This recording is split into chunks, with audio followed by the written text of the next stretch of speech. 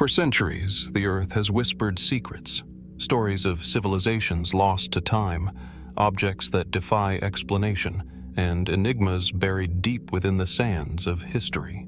From towering pyramids to ancient cities swallowed by the jungle, the past holds mysteries that still baffle even the most brilliant minds of today.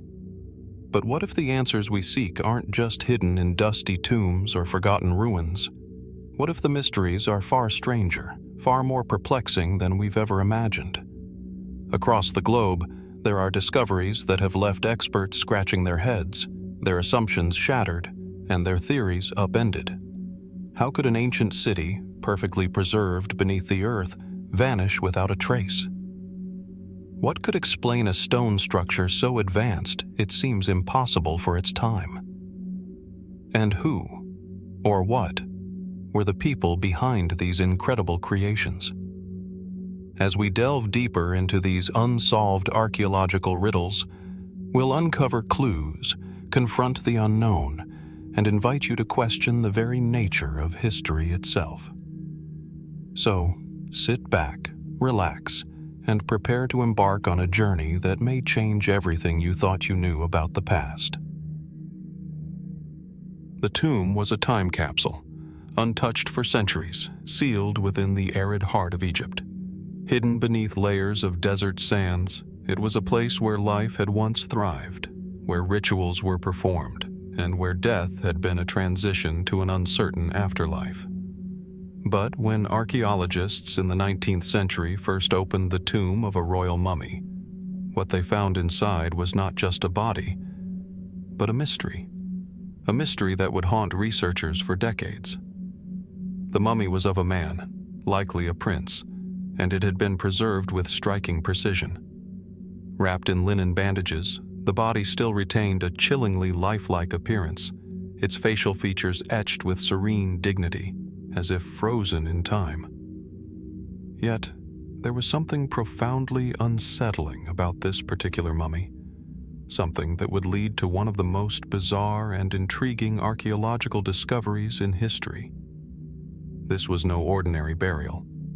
This was not a peaceful transition to the afterlife. Evidence in the tomb suggested that the royal body had been subjected to a violent end, an unnatural cause of death that, in the minds of those who would later study it, appeared to hint at a foul play. The first clues came from the chemical analysis of the mummy's wrappings, which revealed traces of toxic substances. Poison. But how and why had this man been poisoned? And more intriguingly, why had it been concealed within the very sanctum of his tomb? The poison, researchers soon discovered, wasn't just an accidental contaminant. It was deliberate.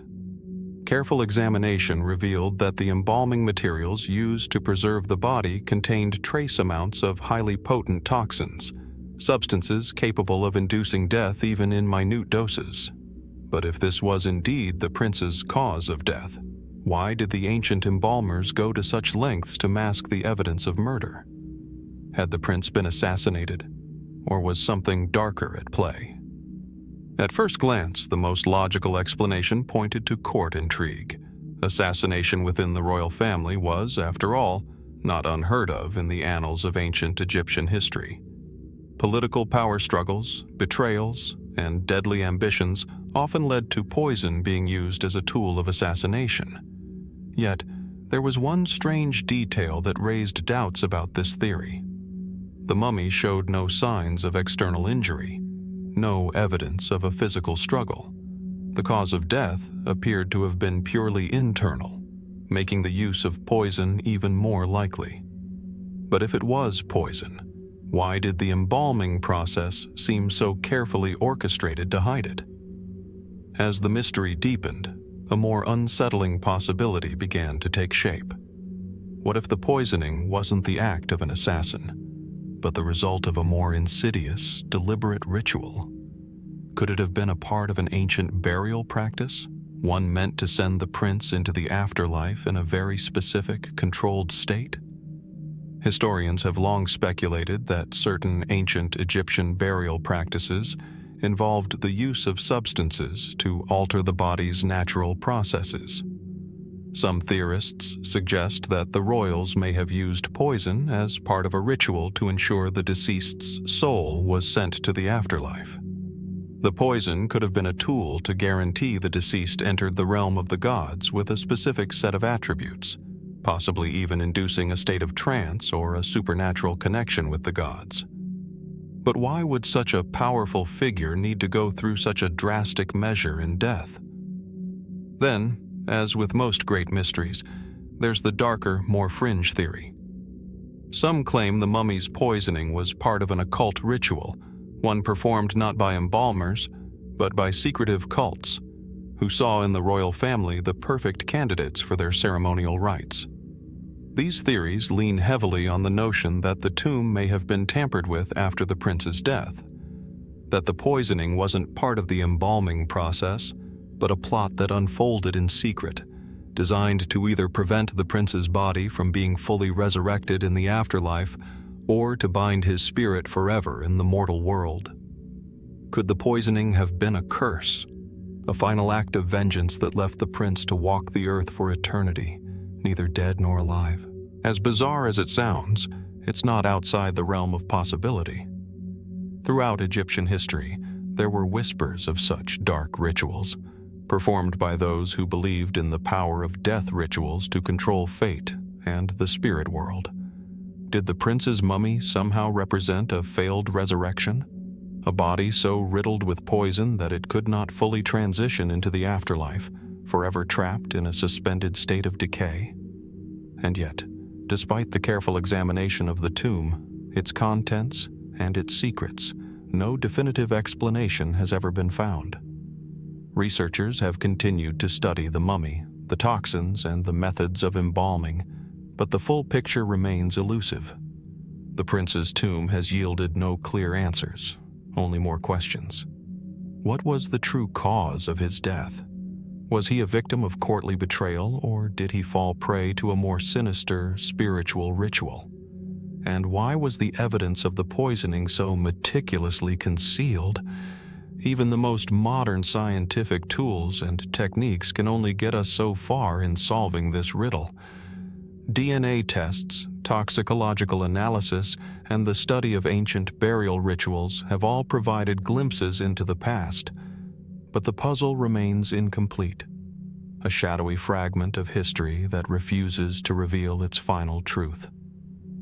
So, we are left to wonder. Was the poisoned mummy merely the victim of an ancient plot, an isolated case of royal intrigue? Or is there something more to this story, something hidden beneath layers of history, waiting to be uncovered? Could the answer lie in something beyond the tangible, in rituals and beliefs that have been lost to time? The mystery of the poisoned mummy persists, a riddle that continues to echo through the centuries, leaving us with only questions and the faintest traces of a long-forgotten past. As we step away from the eerie mystery of the poisoned mummy, we find ourselves once again drawn to the ancient Mediterranean, a region rich with myths, legends, and ruins that continue to puzzle historians and archaeologists alike. Among the many enigmatic sites that have survived the ravages of time, none is more captivating than the labyrinthine ruins of Crete. The Labyrinth of Crete, home to the fabled Minotaur, has haunted the imaginations of scholars, adventurers, and storytellers for centuries. Located beneath the imposing cliffs of Knossos, an ancient Minoan city that dates back to the Bronze Age, the labyrinth is a place that has come to symbolize mystery and complexity. Yet, for all the intrigue it inspires, one simple question remains: did it ever truly exist? The first mention of the labyrinth comes from Greek mythology, where it is said to have been constructed by the master craftsman Daedalus for King Minos of Crete. Designed to house the monstrous Minotaur, a creature with the body of a man and the head of a bull, the labyrinth was said to be so intricate that anyone who entered would never find their way out. According to legend, the hero Theseus, aided by Minos' daughter Ariadne, ventured into the labyrinth to slay the beast and escape with his life. For centuries, scholars dismissed the story as pure myth. The idea of a massive maze, stretching deep beneath a palace, seemed too fantastical to be anything more than a tale spun for entertainment or moral lessons. Yet, as archaeology progressed, so too did the evidence suggesting that Crete, with its ancient palace at Knossos, might hold more than just the remnants of an ordinary city. In the early 20th century, the British archaeologist Sir Arthur Evans unearthed the grand ruins of Knossos, revealing a sprawling palace complex with intricate hallways, courtyards, and chambers. The palace was unlike anything previously discovered in the Mediterranean. Its scale and design were unmatched by anything else from the ancient world. As Evans and his team worked to uncover the site, they stumbled upon a structure that appeared to defy the conventional architectural understanding of the time. It was, in essence, a labyrinth. While Evans did not discover an actual maze in the traditional sense, he did uncover a palace with a series of interconnected rooms and passageways, many of which were remarkably intricate and difficult to navigate. Some of these chambers were narrow and winding, twisting unexpectedly, while others opened into vast halls with frescoes depicting animals and religious ceremonies. It was not hard to see why these ruins, in their fragmented form, would give rise to the myth of the labyrinth. Yet, even after decades of study, the question of whether this was truly the labyrinth described in Greek myth remains unanswered. Was the palace at Knossos the inspiration for the stories of Daedalus and the Minotaur? Or was it simply an architectural marvel that, over time, became associated with a legend that would not die? For most historians, the labyrinth is more symbolic than literal. The twisting corridors, the dead ends, and the secret chambers could all be explained by the functional needs of the Minoan palace. It was a structure designed for a royal court, a place where officials, religious leaders, and the king himself could conduct ceremonies, hold feasts, and display their wealth and power. But to dismiss the labyrinth entirely seems a disservice to the mysteries still embedded in the ruins of Knossos. There are still many unexplained aspects of the site. For one, the architecture itself suggests that the Minoans were deeply concerned with symbolism. The layout of the palace at Knossos seems deliberately designed to confuse and disorient, as though it were meant to convey more than just a functional space. The use of corridors that loop back on themselves, the hidden rooms, and the seemingly arbitrary placement of doors, all of these elements hint at something beyond mere practicality. Could the palace have served a ritualistic purpose, one that mirrored the symbolic role of the labyrinth in myth? Was it meant to represent a journey of transformation or a spiritual passage, a rite of passage for the king or the gods? Further complicating the mystery is the presence of bull imagery throughout the site. From frescoes depicting bull leaping to the famous bull's head fresco, the bull was clearly an important symbol in Minoan culture. The Minotaur, the half-man, half-bull creature at the heart of the labyrinth myth, may not be entirely fictional. Some scholars believe that the legend could be a distorted reflection of Minoan religious practices, where bulls were revered as sacred animals.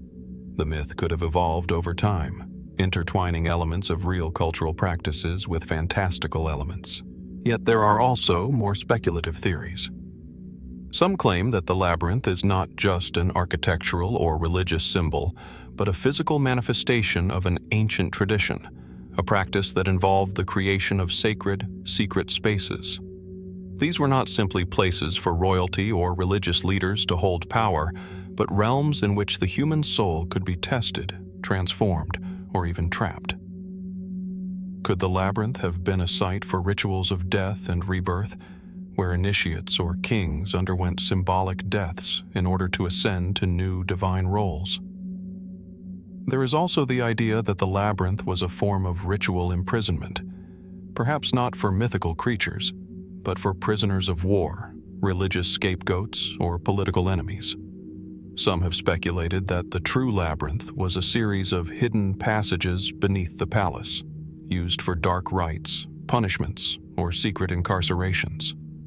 Could the myth of the Minotaur have grown out of a real practice of entombing enemies within the maze-like corridors of the palace, a fate worse than death?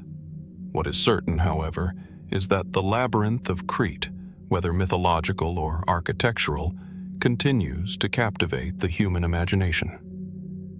As we dig deeper into the history of the Minoan civilization, one thing becomes clear. The labyrinth is more than just a story. It's a symbol of complexity, of secrets, and of mysteries that have yet to be fully understood. Is it possible that we'll ever fully unlock the secrets of the labyrinth? Or will it remain a shadow of history, forever intertwined with myth? For now, the labyrinth remains just that, a mystery waiting to be unraveled. As we move forward from the celestial alignment of the Goseck Circle, we travel across the globe to a starkly different landscape, one of sun-baked deserts and ancient secrets. Nestled in the arid plains of southern Peru lies a place of both wonder and mystery, the Nazca Desert. Here, amidst the barren, wind-swept terrain, a series of ancient structures known as the Nazca Pyramids remain largely unexplored by the mainstream archaeological community. But these pyramids, along with the more famous Nazca Lines, have sparked questions about the people who built them, their purposes, and their unexplained disappearance. The Nazca Pyramids, located near the town of Nazca, consist of several pyramidal and platform-like structures, most of which are constructed from mud brick and stone. These pyramids are not as grand as the iconic structures of Egypt, nor as precise as the stone wonders of ancient Mesopotamia, but they hold a quiet, unsettling mystery. Unlike the more conventional pyramid sites of the ancient world, these pyramids seem to have been constructed with a different kind of intent, one that doesn't quite align with the known history of the region. The largest of the Nazca Pyramids, known as the Cahokia complex, consists of multiple stepped pyramids, ceremonial platforms, and temples spread across a wide desert expanse. Archaeologists have discovered evidence suggesting that the complex may have been a major religious and ceremonial center for the Nazca culture, which flourished between 100 BCE and 800 CE. The site appears to have been a hub for rituals, possibly involving offerings, astronomical observations, and perhaps even sacrifices. The scale of Cahokia, at one point it may have been the largest settlement in the region, suggests that the people who built it held a deep spiritual or cultural connection to the land.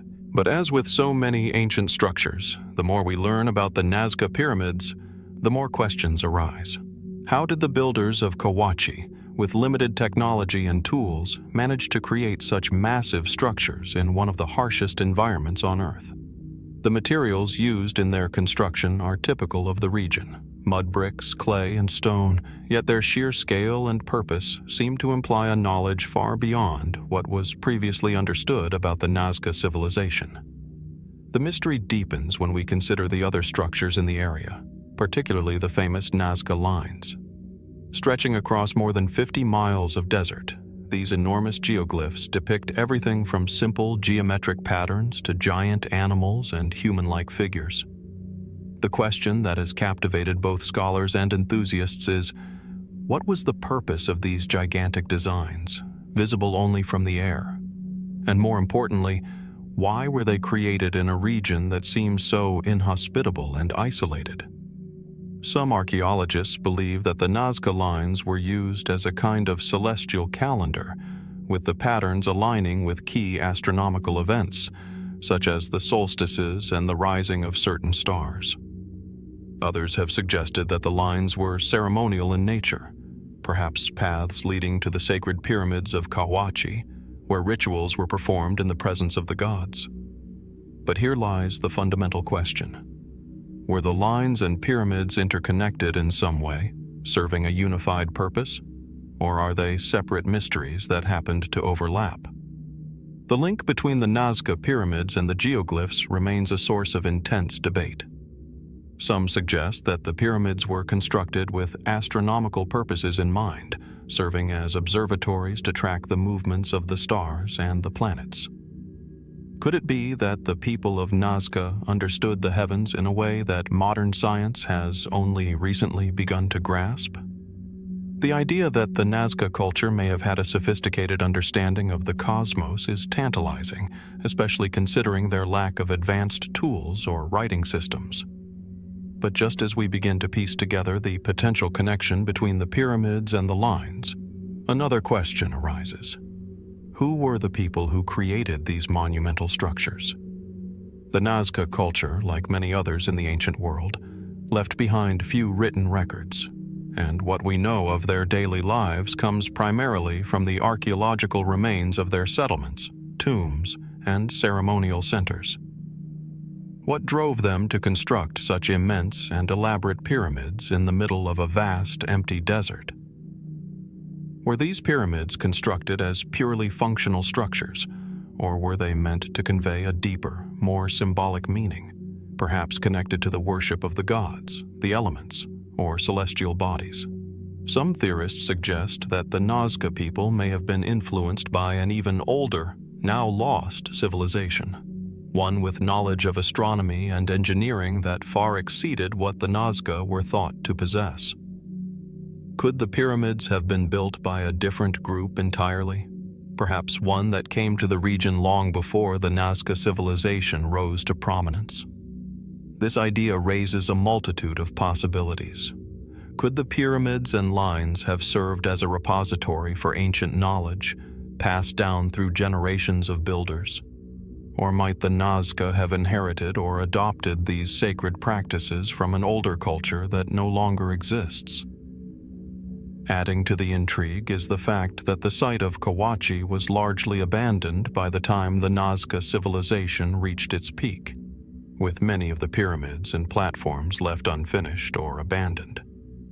Some have speculated that the site's abandonment may have been related to a cultural shift, a decline in the spiritual or political influence of the Nazca elite, or even a natural disaster. What caused the collapse of such an intricate and carefully planned site? Could the abandonment of Cahokia be connected to a larger pattern of disappearance, not just at Cahokia but across the Nazca culture? And if the site was abandoned, what remains hidden in its forgotten chambers and platforms? As we step away from the imposing Cyclopean walls of Mycenae, we find ourselves drawn to another mysterious aspect of the ancient world, one that stretches the boundaries of our understanding of human history. Across the globe, there have been reports of colossal skeletons, giant human-like beings, whose existence challenges the conventional narrative of human evolution. These skeletons, which have surfaced in a variety of locations, have been both the subject of intrigue and skepticism. Are they mere myth, the product of exaggerated stories, or is there something more to these ancient giants? The first records of giant skeletons began to emerge in the 19th century. Farmers, workers, and explorers, often in the most remote regions, stumbled upon skeletal remains that appeared far too large for human proportions. Some were said to be as tall as 12 to 15 feet, with bones that were thicker and more robust than those of modern humans. But it wasn't just the size of the bones that sparked curiosity, it was the consistency of the reports. These skeletons, found in burial mounds, caves, and even on remote islands, seemed to hint at the possibility of a race of beings much larger than those known to have lived in the ancient world. One of the most famous reports came from the United States, where in the late 1800s, numerous large skeletons were allegedly unearthed in the Ohio Valley. Archaeologists and historians of the time recorded these findings, claiming that the bones were not only immense but had features that were decidedly human, only exaggerated. Some accounts described skulls with pronounced brow ridges, larger than normal jawbones, and teeth that appeared to be those of a giant, perhaps suggesting an evolved race with unique physical traits. Local folklore often associated these finds with ancient giants, said to have once ruled the land. But what could explain these reports? Were they the product of misidentification, exaggeration, or a deliberate attempt to tie ancient remains to myth? In many of these cases, the remains seemed to vanish soon after they were discovered. Newspapers of the time eagerly reported on the finds, but when the remains were examined or re-examined by experts, they had often mysteriously disappeared. This pattern of vanishing skeletons only deepened the intrigue. Could it be that these remains were deliberately suppressed, hidden away to avoid the disruption of mainstream history? Or were the stories simply fabrications, told to attract attention, or perhaps based on misinterpretation of animal bones, or the remains of unusually tall but human ancestors? Despite the lack of physical evidence, the idea of giant skeletons has not disappeared from the public imagination. In fact, reports of giant remains continue to surface to this day. In recent years, there have been claims of giant skeletons found in the Middle East, South America, and even India. In some of these cases, the remains are said to be over 20 feet tall. However, these findings often come from unverified sources or are met with skepticism from the scientific community, which raises the question, are these modern reports any different from those of the 19th century? A possible explanation for the ongoing interest in these giant skeletons lies in the way they challenge our understanding of human history. Could these reports point to an ancient race of humans, or perhaps hominids, whose size was far beyond that of modern Homo sapiens? Could they be evidence of a branch of humanity that evolved along a different path, one that was later supplanted by our current form?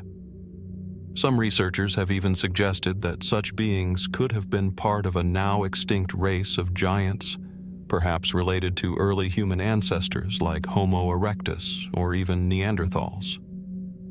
While most anthropologists would reject this idea, claiming that no evidence for such beings exists in the fossil record, the stories continue to persist.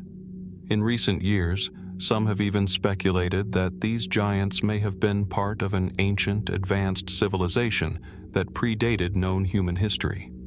Could these beings have been part of a lost civilization, one whose technology and culture were far more advanced than we can comprehend? If so, where did they go, and why did they leave no definitive trace of their existence beyond a handful of skeletal remains? Could the giants have been the builders of the enigmatic structures and monuments scattered across the ancient world? Sites like the megalithic ruins of Göbekli Tepe in Turkey, or the colossal stone statues of Easter Island? There are also theories suggesting that these reports of giant skeletons are not evidence of an ancient lost race of giants, but instead are linked to a misunderstood phenomenon. Could the giants be a result of a genetic condition, perhaps gigantism or acromegaly, that caused individuals to grow to abnormally large sizes? There are historical records of people living in ancient times who were exceptionally tall, such as the legendary Goliath from the Bible. Perhaps these individuals were simply outliers, whose physical characteristics were passed down in folklore and myth. On the other hand, some of the more fringe theories delve into the idea that these giant skeletons represent something entirely different, perhaps even extraterrestrial beings. Could ancient reports of giants be a distorted memory of encounters with beings from another world? Though this theory lies outside the bounds of mainstream archaeology, the idea that ancient civilizations might have encountered beings from the stars has long been a subject of speculation. The discovery of unusual skeletal remains, bones that appear too large and too robust to be human, would fit into this narrative, if only as a curiosity. One of the more compelling aspects of the giant skeleton debate is the recurring association with burial mounds and ancient burial sites. Many of the skeletons, whether real or alleged, were said to be found in these sacred or ceremonial sites, places where powerful leaders, shamans, or warriors were laid to rest. Some have suggested that the giants were not just large in stature, but also in power, and that they played a pivotal role in the cultures that buried them.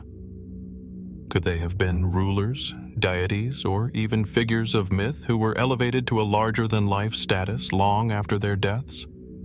The idea that the giants were revered and their remains protected in sacred tombs only deepens the mystery surrounding them. Yet, despite the stories, despite the claims, the mystery remains unsolved. The evidence is sparse, and what little there is often inconclusive. As with many ancient mysteries, we are left to wonder whether the giant skeletons of lore are simply the product of myth, exaggerated stories, or perhaps fragments of a forgotten history that we have yet to uncover. The question lingers: what would the discovery of such giants truly mean? Would it rewrite our understanding of human evolution? Could the giant skeletons be the key to a lost chapter in the story of humanity, a missing link between us and an ancient, unknown civilization? Or are they merely remnants of myth, misinterpretation, or the unlikely anomalies of a world long past? The mystery endures, like so many others, shrouded in the mists of time. And as we look deeper into the forgotten corners of the ancient world, we are left with one certainty: there is much more that remains hidden, waiting to be discovered. As we leave behind the tantalizing mystery of the ancient giant skeletons, we turn our focus to a site of equally profound intrigue, though in a different realm of ancient history, one that predates written records, where humans first began to measure and align themselves with the cosmos. Located in the heart of Germany, near the village of Goseck, lies a prehistoric monument that has captivated archaeologists and historians for decades: the Goseck Circle. The Goseck Circle, often referred to as Germany's Stonehenge, is a remarkably well-preserved circular structure that dates back more than 7,000 years to the early Bronze Age. Unlike Stonehenge, which is composed of massive stones arranged in a more open pattern, the Goseck Circle is built of a series of wooden posts, nearly 140 of them, arranged in concentric circles, enclosing an area of roughly 75 meters in diameter. At its center lies a large, open space, with the remnants of a central structure that some believe may have served as a ceremonial or ritualistic focal point. The site's remarkable preservation and its intricate design have raised questions that echo the mysteries of other ancient megalithic structures. What was its purpose? Was it a temple, an astronomical observatory, or a place for ritual sacrifices? And perhaps most intriguing of all, how did the people who built it, with their limited tools and technology, come to possess such sophisticated knowledge of astronomy and geometry? The location itself adds to the mystery. Situated on the edge of the Saale River Valley, the Goseck Circle appears to have been strategically placed to observe the sky, particularly the movements of the sun. Its orientation is aligned with the solstices, specifically the winter solstice. During the shortest day of the year, the rising and setting sun would pass directly through the gaps in the circular walls, casting long shadows and creating an alignment that seems to suggest a deep understanding of the heavens. The precision of this alignment has led many to believe that the Goseck Circle served as a kind of calendar, helping early societies mark the passage of time and align themselves with the rhythms of the natural world. But while the astronomical alignment is a compelling explanation, it only scratches the surface of the mystery. The purpose of the site has been hotly debated. Some archaeologists believe it was an observatory, designed to track the sun's movements and measure the passage of time with greater accuracy than any previous method. Others speculate that the Goseck Circle may have been a ceremonial site, perhaps a place for religious rituals connected to the cycles of the sun and the changing seasons. The alignment with the winter solstice, when the sun is at its weakest, could suggest that the site held special significance for agricultural communities, marking the turning point in the year when the light begins to return. Yet there are those who believe the site's true purpose may lie in something far more profound. Some have suggested that the Goseck Circle was a place for rituals of death and rebirth, a sacred space where the cycles of life and the seasons were symbolically linked. The fact that the site was carefully constructed with distinct walls and gates indicates that it was likely designed for some form of separation, perhaps between the sacred and the profane, the living and the dead. Archaeological excavations have uncovered signs of human activity at the site, though no direct evidence of human burial has been found. The question remains, was it a place where people gathered for ritual sacrifices, or was it used for other forms of communal observance? One of the most puzzling aspects of the Goseck Circle is the sheer scale of its construction. This was not a small, simple structure. The site would have required a significant amount of effort and resources to build, involving the labor of many people over an extended period of time. Given the era in which it was built, around 5000 BCE, how did these early people, lacking advanced tools or engineering knowledge, manage to construct such a precise and intricate structure? What knowledge did they possess that allowed them to organize and build such a monument? And how was that knowledge passed down through generations? The question arises, what other ancient knowledge might have been lost to time, hidden within structures like the Goseck Circle? As with many ancient sites, the question of who exactly built the Goseck Circle remains a mystery.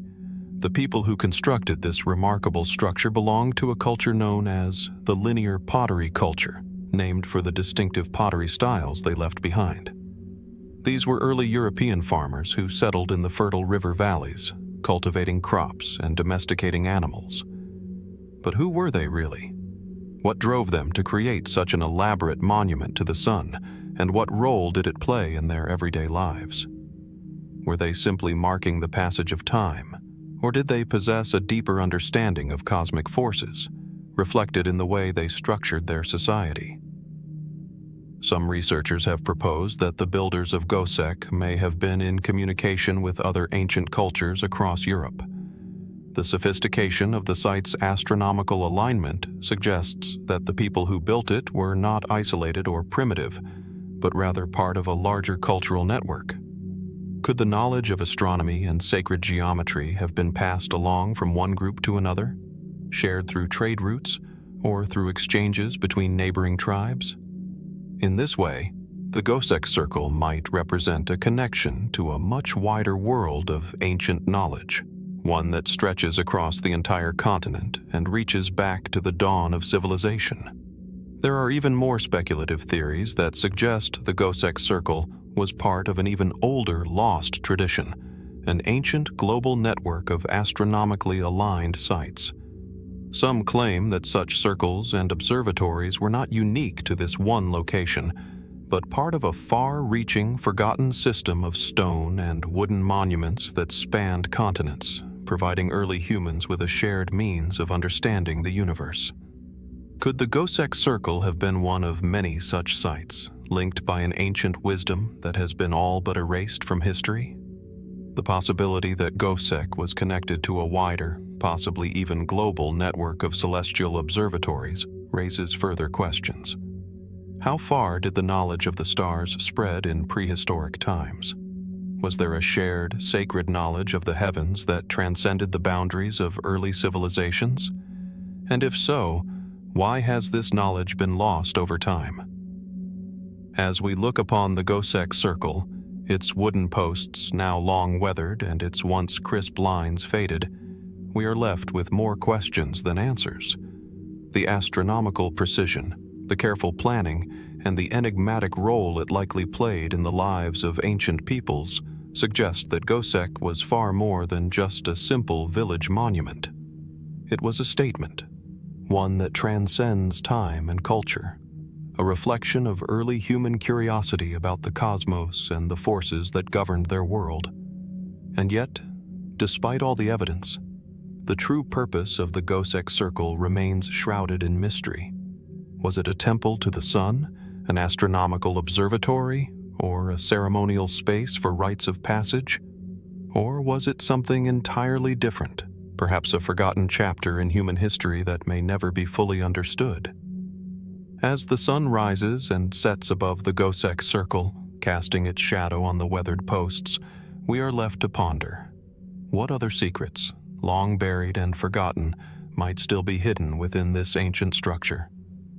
And what does the Goseck Circle reveal about humanity's earliest attempts to connect with the universe, an ambition that continues to shape our understanding of the stars, the seasons, and ourselves? As we step away from the labyrinthine mysteries of Crete, we find ourselves on the sun-scorched hills of the Greek mainland, standing before the imposing walls of Mycenae. This ancient city, once a dominant force in the Aegean world, carries with it a reputation not just for its power, but for the enigma that surrounds its construction. Here, among the ruins, we face an awe-inspiring yet puzzling feat of ancient engineering: the Cyclopean walls. Towering, massive, and seemingly indestructible, these walls encircle the remnants of Mycenae, a city that once thrived during the late Bronze Age. Built from enormous stones, some of which weigh as much as 10 to 20 tons, the walls of Mycenae stand as a testament to a civilization's ambition, skill, and perhaps a touch of mystery. The sheer scale of the stones and the precision with which they were laid suggest a level of craftsmanship that raises one simple question: how could the Mycenaeans have built such structures with the tools and knowledge available to them at the time? The most striking feature of these walls is their size. The stones are so massive that it seems impossible they could have been moved and placed by the hands of men. Archaeologists and engineers alike have marveled at the construction methods, trying to decipher how such enormous blocks of stone were lifted, transported, and arranged with such precision. While many believe that the Mycenaeans employed a sophisticated system of ramps, cranes, and levers, the fact remains that no definitive evidence of these tools has ever been found. The term Cyclopean itself evokes the image of giants, referencing the mythological Cyclopes, ancient, one-eyed giants from Greek legend. According to myth, these creatures were said to have built the walls of Mycenae, and in their wake, they left a legacy of impossibly large stones. It is not difficult to see how the sheer enormity of the walls and their perfectly interlocking stones might have led to such tales. But is it possible that the Mycenaeans, in their quest for grandeur, inadvertently gave rise to a myth that would endure for millennia?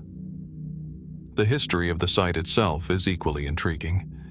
Excavations at Mycenae, led by the famed archaeologist Heinrich Schliemann in the late 19th century, revealed a wealth of artifacts, golden masks, pottery, and weapons that spoke to the power and wealth of the Mycenaean civilization. These findings confirmed the existence of a highly organized society, one that was capable of extraordinary architectural feats. Yet, despite these discoveries, the construction of the Cyclopean walls remains a mystery. One of the most perplexing aspects of the walls is the lack of any clear explanation for how such colossal stones were quarried and transported. In some cases, the blocks appear to have been transported from quarries miles away, an extraordinary feat for a society that lacked the advanced tools and machinery we have today. Could they have used a method so simple yet so effective that it has eluded modern understanding? Or were there unknown techniques, now lost to time, that allowed them to manipulate the stones with remarkable precision? Some have suggested that the answer lies in a highly developed knowledge of physics and engineering, passed down through generations of builders. But if such knowledge existed, why was it not recorded or preserved for future generations? Were the methods used by the Mycenaeans so secretive that they were deliberately concealed? Or was the knowledge itself lost in the decline of the civilization? Then, there are those who propose more speculative theories, which, though unsupported by concrete evidence, add another layer of intrigue to the story of the Cyclopean walls. Some claim that the Mycenaeans might have had access to technologies or methods of construction that are now lost to history, suggesting that they may have used advanced tools or even a form of anti-gravity technology. Could the stones have been levitated using sound waves, magnets, or other unknown forces? While these ideas may seem far-fetched, they are not entirely without precedent. Throughout history, there have been numerous instances of ancient civilizations creating structures that seem to defy the technological limitations of their time. More plausible, though still not without its mysteries, is the possibility that the Mycenaeans had access to advanced knowledge from other ancient cultures. The Aegean was a crossroads for trade and cultural exchange, and it is entirely possible that the Mycenaeans borrowed construction techniques from other ancient civilizations, such as the Egyptians or the Mesopotamians. Some researchers have pointed to the similarities between the Cyclopean walls and the massive stone constructions found in other ancient cultures, suggesting that the knowledge of building with large stones may have been widespread in the ancient world. But again, why would such knowledge have been lost over time? The layout of Mycenae itself adds another layer of complexity to the mystery of its walls. The city was strategically positioned atop a hill, with a panoramic view of the surrounding plains and the sea. This location was no accident. It was chosen for its natural defenses, which were further reinforced by the Cyclopean walls. The walls themselves are not merely decorative. They are a practical defense system, designed to protect the city from invaders. But was the use of such massive stones purely for defense? Could there have been other symbolic reasons for the grandeur of the walls? Some theorists suggest that the Mycenaeans were constructing more than just a fortified city. They were building a statement of power and permanence, a lasting legacy that would outlive the city itself.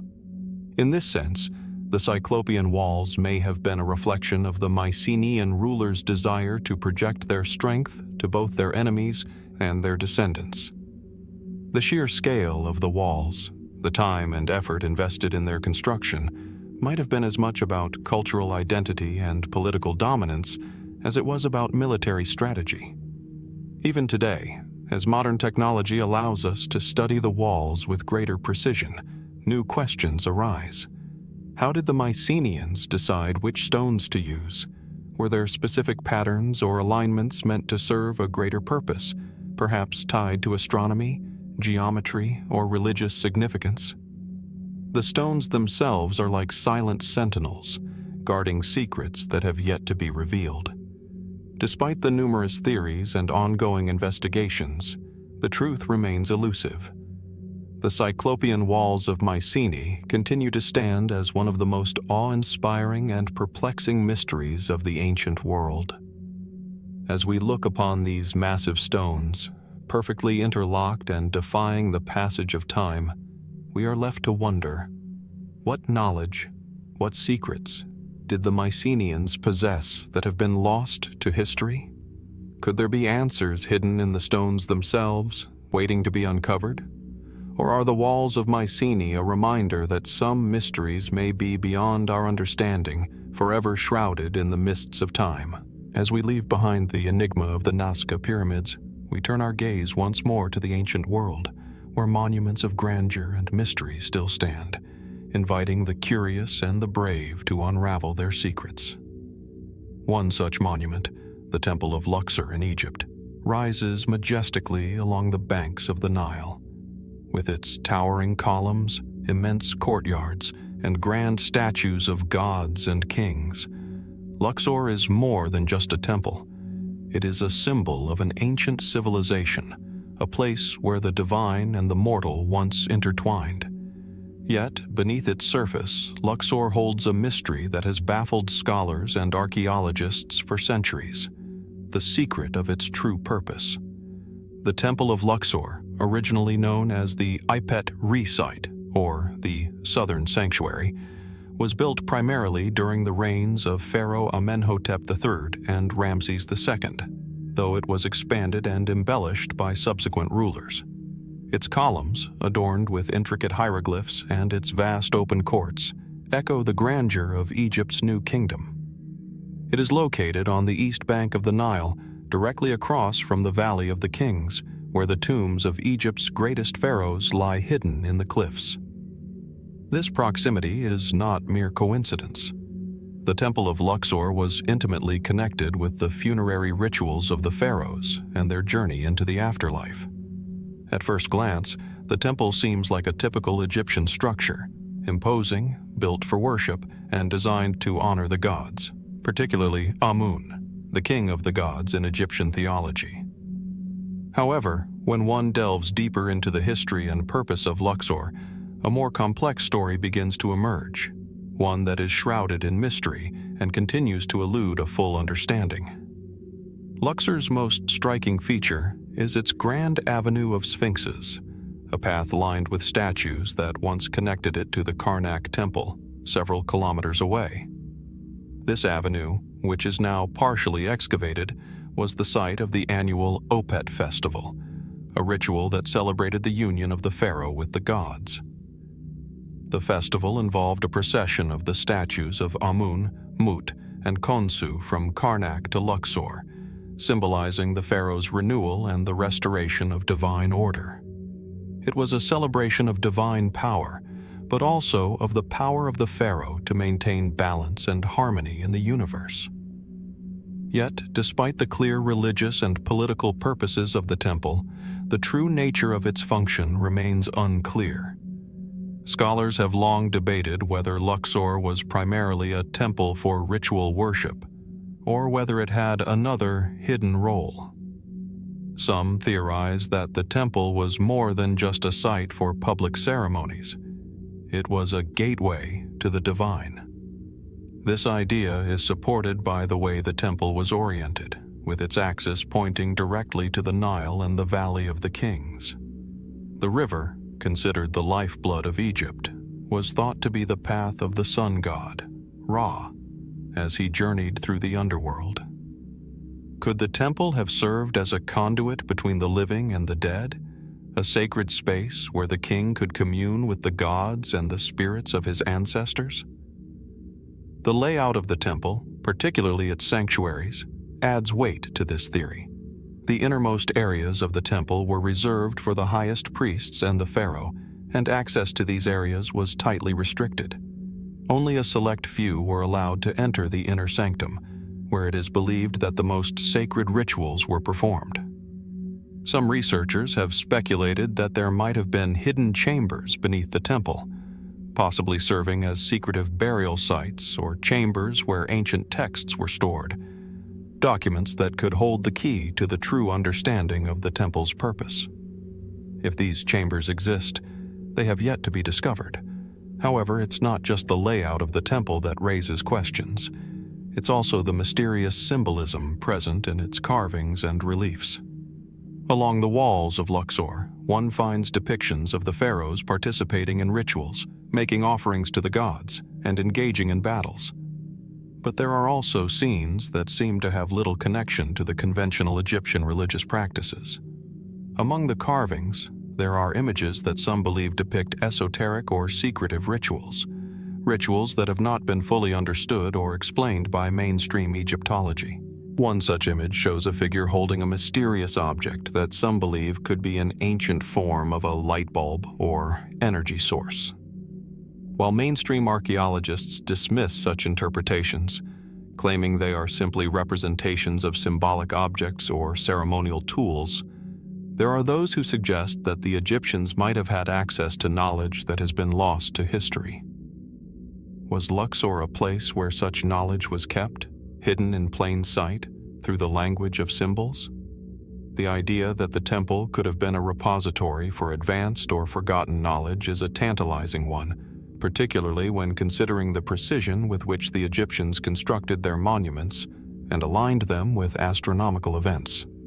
Could the builders of Luxor have known something about the natural world, the cosmos, or even energy sources that has yet to be fully understood? Another aspect of Luxor that has generated speculation is the mysterious mystery schools of ancient Egypt. These schools, which were said to have existed within the temples, are believed by some to have been centers of esoteric knowledge where only a select few were trained in the sacred sciences. Could the Temple of Luxor have served as one of these centers? The idea that the temple held knowledge that was not intended for the masses is supported by the fact that the temple's most sacred areas were off-limits to all but the highest priests and the pharaoh. These elite individuals may have been privy to ancient teachings that were considered too powerful or dangerous for the general public. Was Luxor the location where these teachings were passed down, hidden away from the eyes of the uninitiated? The connection between Luxor and the Valley of the Kings adds another layer to the temple's mystery. The valley, where the pharaohs were buried, is situated directly across the river from Luxor, and the temple's design seems to reflect this relationship. It is almost as if the temple serves as a bridge between the living and the dead, an axis that connects the realm of the gods with the realm of the pharaohs. Could the temple have been designed to facilitate the passage of the pharaoh's soul into the afterlife, or perhaps to assist in the journey of the pharaoh's spirit back to the divine? Even more intriguing is the possibility that the Temple of Luxor may be part of a much larger, more complex system of sacred sites, many of which are still buried beneath the sands of Egypt. Recent discoveries of hidden chambers beneath the temples at Karnak and Luxor have only deepened the mystery. Could there be entire sections of Luxor yet to be uncovered? Are there hidden tunnels or chambers within the temple that hold the answers to questions that have plagued scholars for centuries? Some fringe theories suggest that the Temple of Luxor could be part of a much older system, one that predates the pharaohs and the rise of the Egyptian dynasties. These theories propose that Luxor was not originally constructed for the ancient Egyptians, but instead was built by a much older civilization, one that possessed advanced knowledge of architecture, astronomy, and energy. Could Luxor be the remnant of a lost civilization whose secrets were passed down through the ages, hidden within the walls of the temple? Or could it be a repository for knowledge of the cosmos, offering a glimpse into the lost sciences of a forgotten age? As we stand before the towering columns of Luxor, its mysteries continue to elude us. The sheer scale of the temple, its alignment with the river and the heavens, and the hidden symbolism within its walls all suggest that it was far more than a place of worship.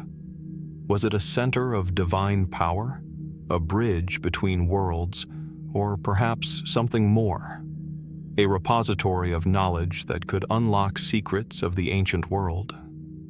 As the sun sets behind the temple, casting long shadows across the stones, one can't help but wonder, what lies hidden beneath the surface of Luxor, waiting to be discovered?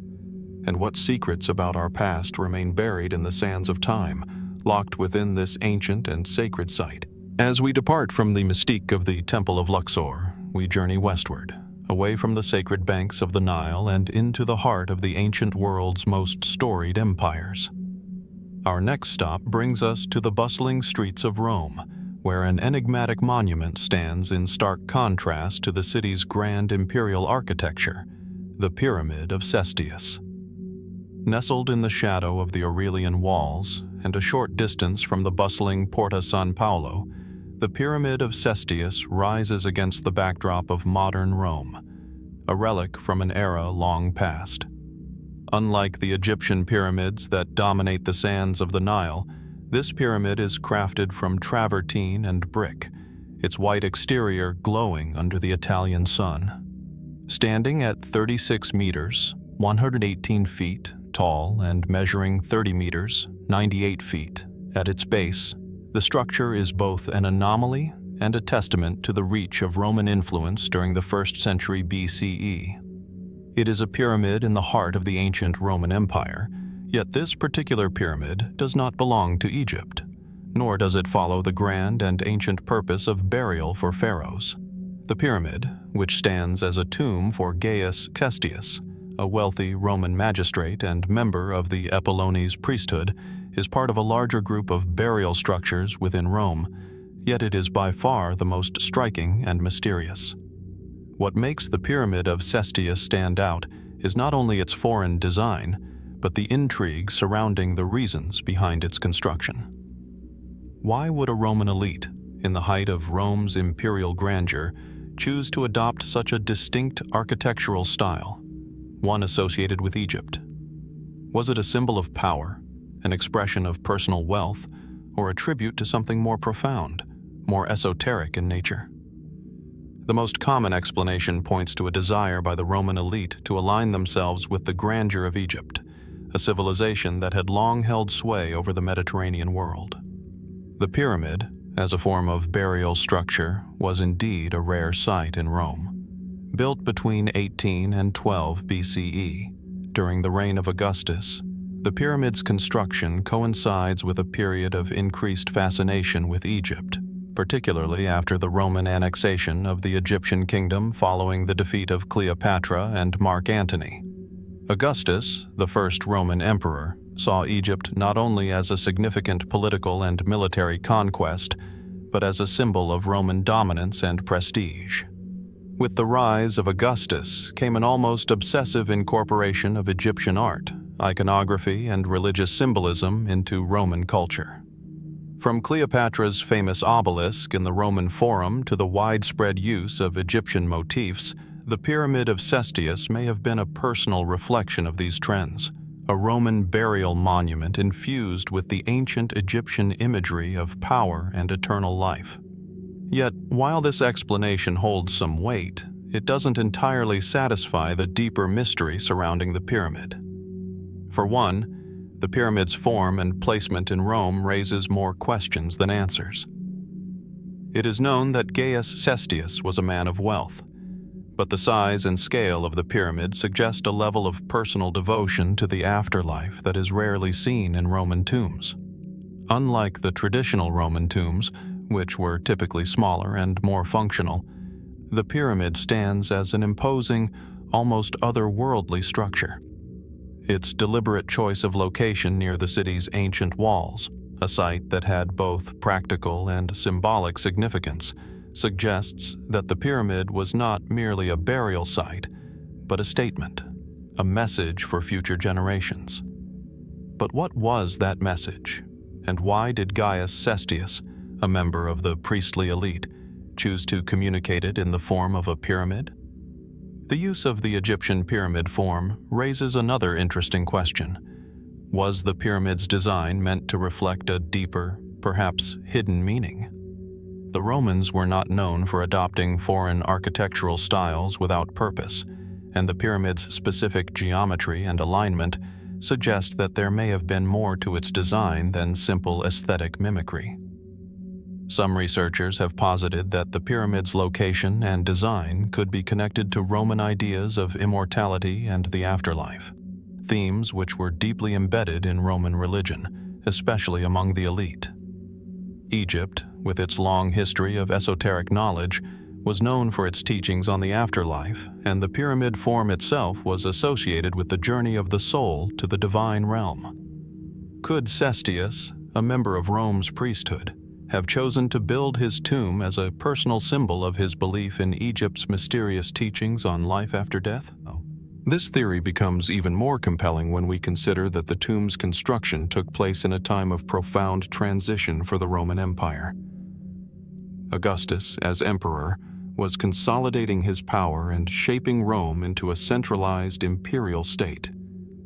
The pyramids of Egypt and the funerary traditions associated with them offered a powerful symbol of eternal rule.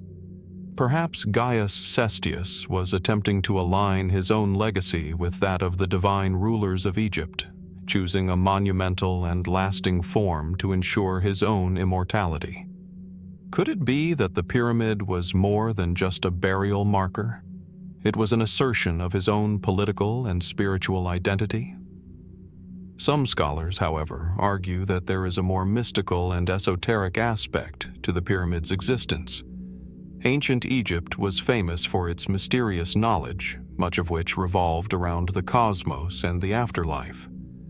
Could Cestius have had access to ancient teachings, perhaps through contacts in Egypt or the mystery schools of the ancient world? There are fringe theories that suggest that the Egyptians possessed esoteric knowledge far beyond what is known today, particularly in the realms of geometry, astronomy, and spiritual enlightenment. It is possible, some argue, that the pyramid at Cestius's tomb was built as a part of a secret, arcane tradition, one that symbolized a deeper understanding of the universe's hidden forces. If we consider this possibility, the pyramid's design takes on new layers of meaning.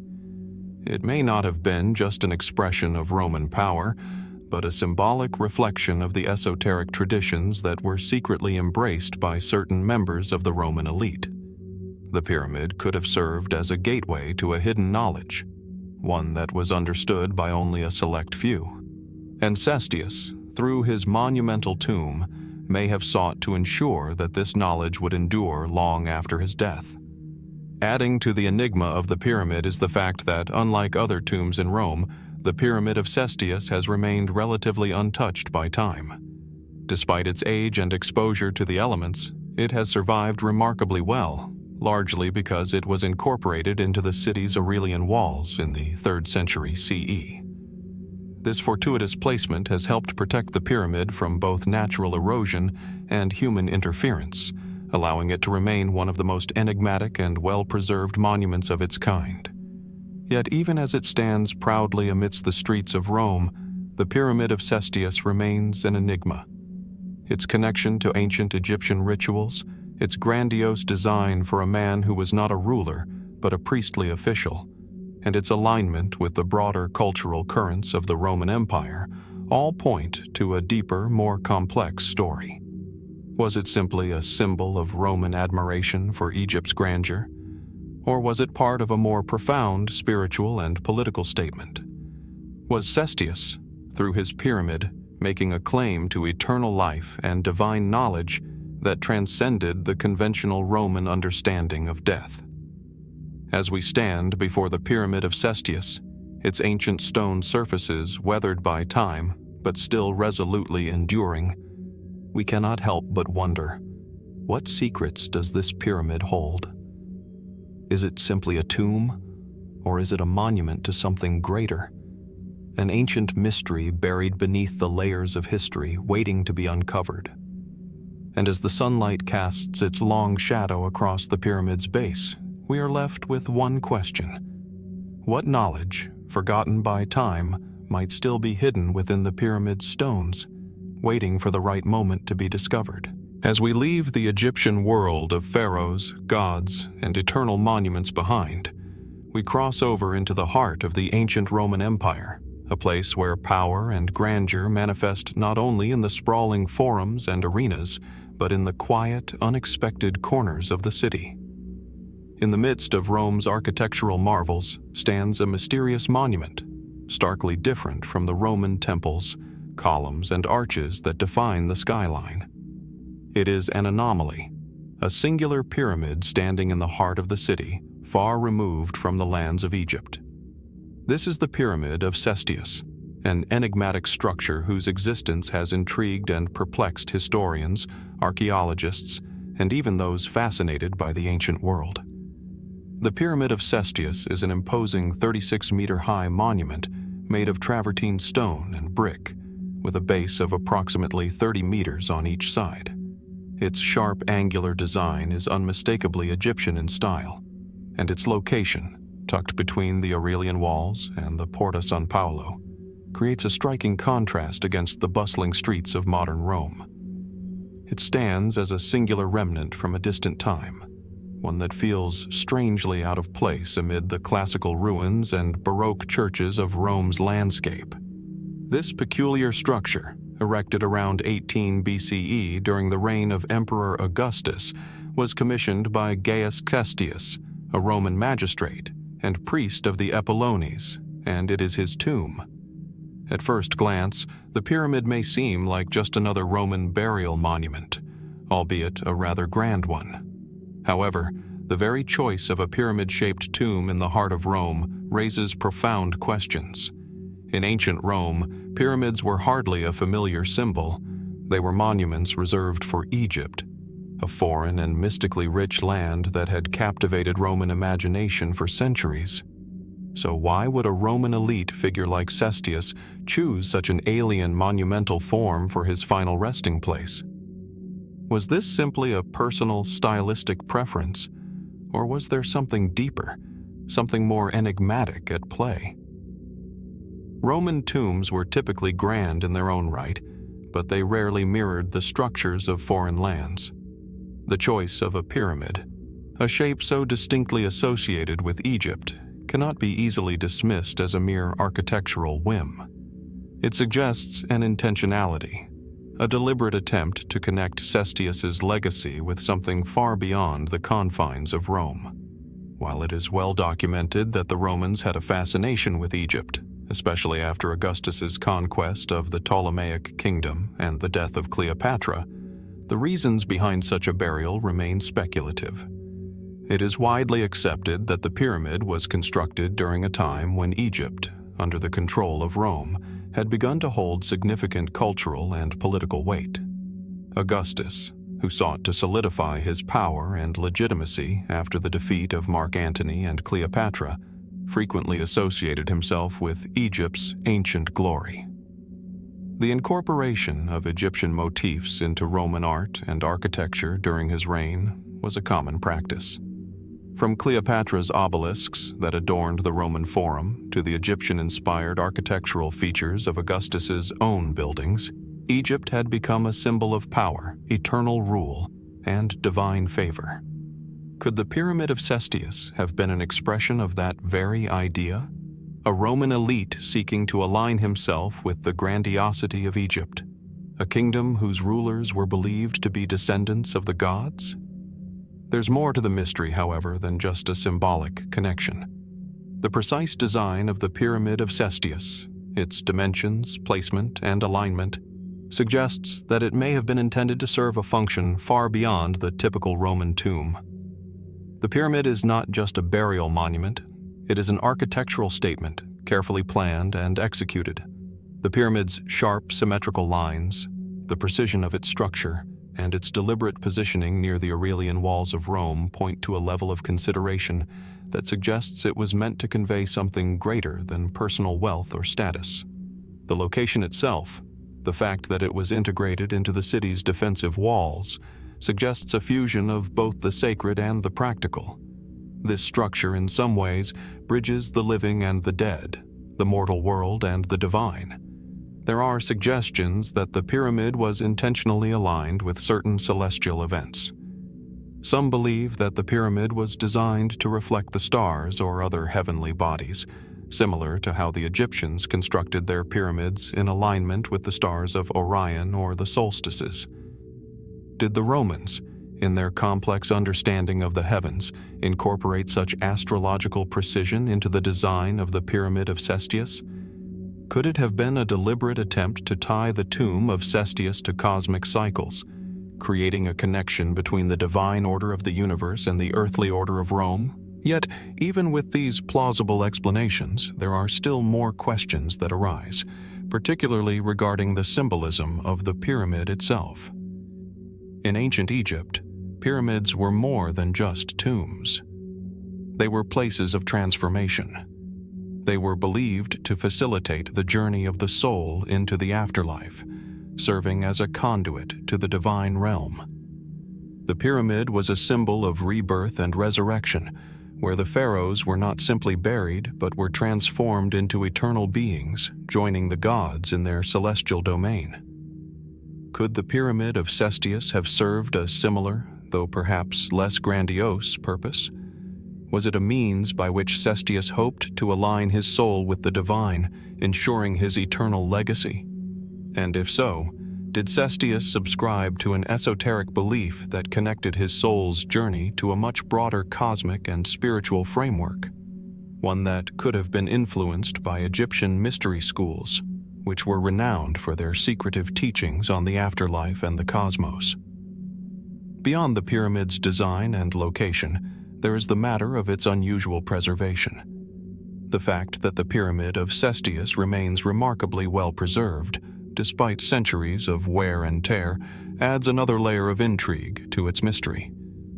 When the Aurelian walls were constructed in the 3rd century CE, the pyramid was incorporated into the wall itself, thus shielding it from the ravages of time and weather.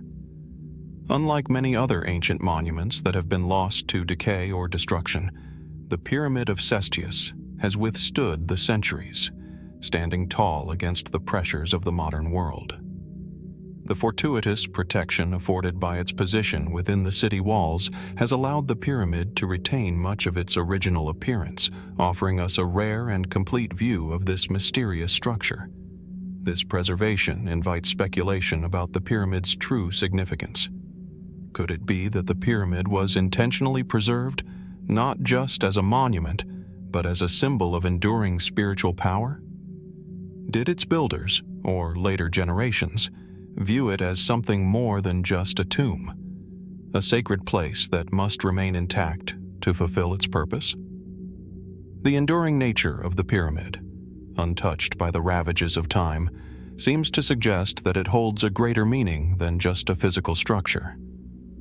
It is almost as if the pyramid itself is imbued with a certain mystique, one that refuses to fade away. Despite these clues, there is still much that remains unknown.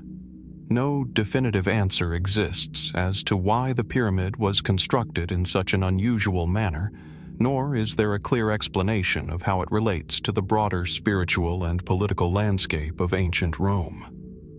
Was it merely a Roman official's personal statement, or was it a more profound symbol of a deeper understanding of life, death, and the cosmos? Was it a way to align oneself with the eternal power of Egypt? Or was it part of a secret tradition of knowledge that spanned both Roman and Egyptian worlds?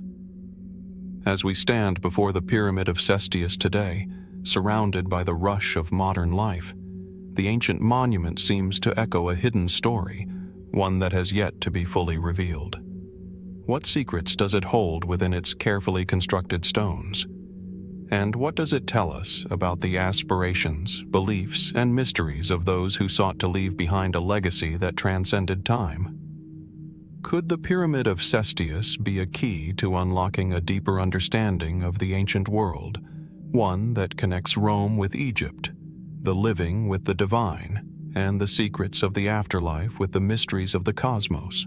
As we move from the ancient ruins of Rome, we journey across the vast plains and rugged canyons of the American Southwest. Here, in a landscape both harsh and breathtaking, we encounter one of the most puzzling and enduring mysteries of North American archaeology: the rise and fall of the Anasazi. The Anasazi, also known as the ancestral Puebloans, were a complex civilization that flourished in the American Southwest from approximately 1000 BCE to 1300 CE. Their homeland spanned across the Four Corners region, where the states of Arizona, New Mexico, Utah, and Colorado converge. But the heart of their world was a place of stark beauty and awe-inspiring grandeur.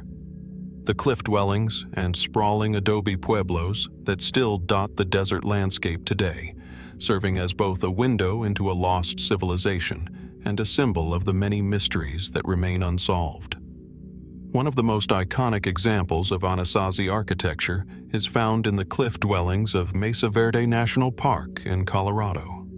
These ancient, multi-story buildings were constructed into the side of sheer cliffs, as if the very rock of the canyon walls had been carved by the hands of the people who once called this place home. The cliff dwellings at Cliff Palace, Spruce Tree House, and Balcony House are among the most well-preserved, offering a rare glimpse into the lives of the Anasazi. These structures were ingeniously built, with adobe walls, stone foundations, and wooden beams that allowed for stability in an otherwise rugged and unpredictable environment. But what stands out most about these ancient dwellings is their eerie silence. The walls, once filled with the sounds of life, now echo only the whispers of time, leaving behind only the most elusive traces of the people who created them. Despite the stunning craftsmanship and beauty of their buildings, the Anasazi left no written records, no grand monuments to commemorate their civilization. What remains are their cliff dwellings, their pottery, their tools, and the haunting mystery of why they disappeared so suddenly and without explanation. Historians and archaeologists have long debated the reasons behind the Anasazi's abrupt disappearance. Around the year 1300 CE, the Anasazi abandoned their cliff dwellings and pueblos, leaving behind vast settlements that had once been vibrant centers of agriculture, trade, and culture. Entire communities vanished. The once thriving villages in places like Chaco Canyon, a key center of Anasazi culture, were abandoned, their great stone structures standing in eerie silence. But what happened? Why did these people leave their homes in such a sudden and seemingly inexplicable manner? Some scholars suggest that environmental factors may have played a role in the Anasazi's departure. The region where the Anasazi lived was already an arid, unforgiving land, dependent on irrigation to support its agriculture. There is evidence that during the late 12th and early 13th centuries, the Southwest experienced a period of severe drought, which may have disrupted crop production and strained water sources. Could this environmental stress have led to a collapse in the Anasazi society, forcing them to abandon their homes and flee to other areas?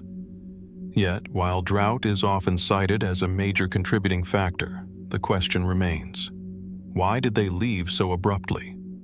The cliff dwellings, which were built with such care and ingenuity, appear to have been abandoned with little regard for the preservation of their materials or the community.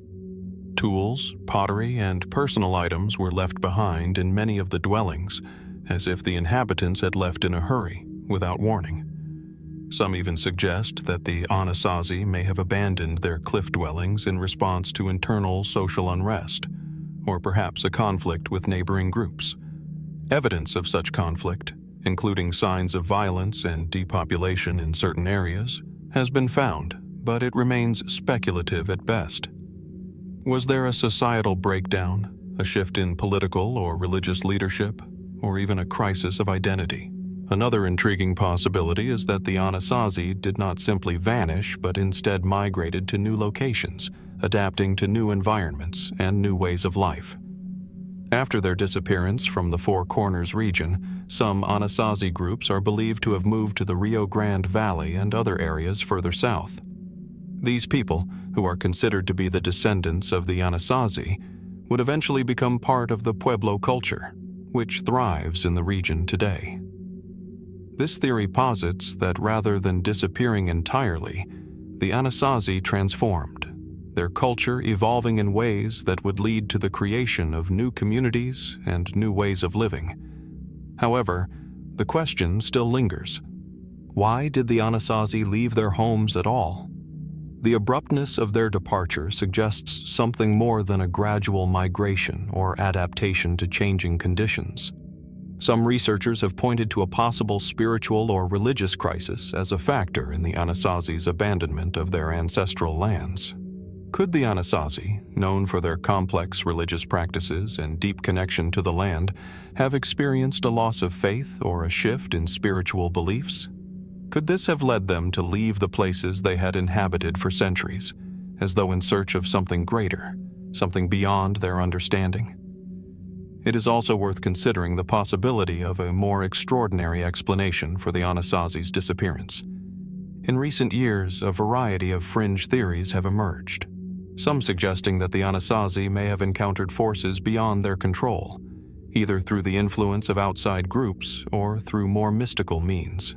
Some speculate that there may have been an encounter with ancient, unknown technologies, or perhaps even a conflict with extraterrestrial beings. While these theories are far from mainstream, they speak to the sense of mystery and intrigue that surrounds the Anasazi. The rapid and seemingly inexplicable disappearance of this once thriving culture is, in many ways, an open door to the imagination. Could the truth behind their departure be something that history has not yet fully revealed? What we do know, however, is that the legacy of the Anasazi endures in the ruins they left behind. The cliff dwellings at Mesa Verde, the great ceremonial kivas at Chaco Canyon, and the ruins of cliff houses and pueblos across the Southwest stand as silent witnesses to a civilization that reached great heights before it seemingly vanished. The artistry in their pottery, the sophistication of their architecture, and the complexity of their trade networks are testaments to the ingenuity and resilience of the Anasazi people. but their sudden disappearance remains an enigma, a puzzle that we have yet to solve. As we stand before the towering cliffs and the crumbling stone walls of these ancient structures, we are left to wonder, what caused the Anasazi to leave their homes, their families, and their sacred places?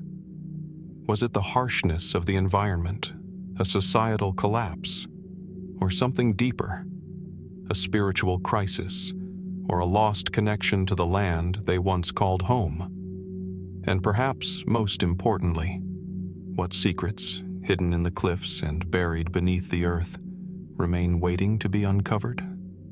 The mystery of the Anasazi may never be fully solved, but as we peer into the past, it is clear that their story is one worth telling, one that continues to haunt the desert landscape with its unanswered questions and its enduring mysteries.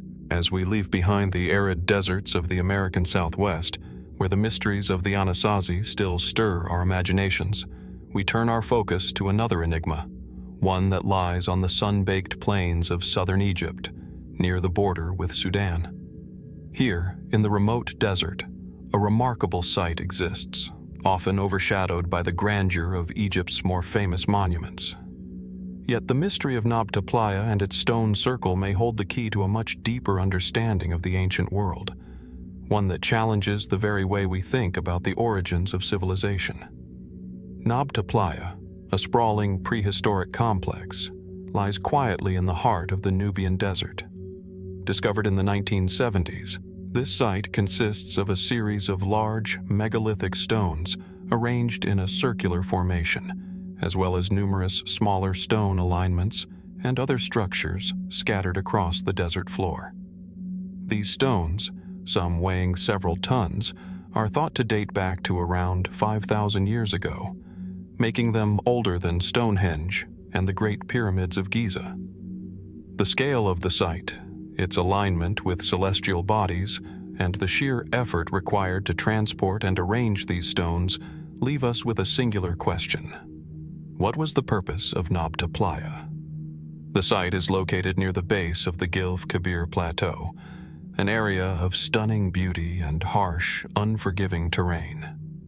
The desert here is marked by vast stretches of sand dunes, jagged rock formations, and a silence so profound it seems to echo the distant past.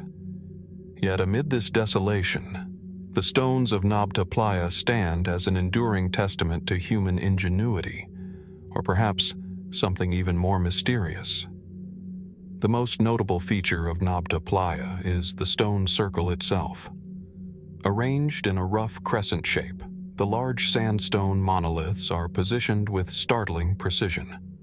Some of the stones stand upright, while others lie flat, forming a structure that resembles the famous stone circles of Europe, but with one significant difference. The stones of Nabta Playa seem to have been deliberately arranged to align with the stars, suggesting that the site was not just a ceremonial or religious center, but also an astronomical observatory. The site's alignment with the stars is one of its most intriguing features. The stones at Nabta Playa are thought to align with the summer solstice, marking the point when the sun rises at its most northerly point on the horizon. But it doesn't end there. The arrangement of the stones also appears to correlate with the movement of the stars, particularly the position of the constellation of Orion, which was revered by many ancient cultures for its symbolic significance. The ancient Egyptians, for example, associated Orion with Osiris, the god of the afterlife, and it was believed that the souls of the dead would ascend to the stars of Orion in their journey to the afterlife. Could the people of Nabta Playa have shared similar beliefs, using the stones as a tool to track celestial events and perhaps even map their religious or spiritual understanding of the cosmos? As fascinating as these astronomical connections are, they raise even more questions. Why, in such a remote part of the world, would a group of prehistoric people go to such great lengths to build an observatory of all things? The desert environment, though visually stunning, is harsh and inhospitable.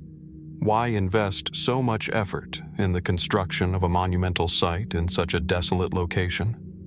Was the need to track the stars so critical that it led these ancient people to create such an extraordinary site in the middle of the desert?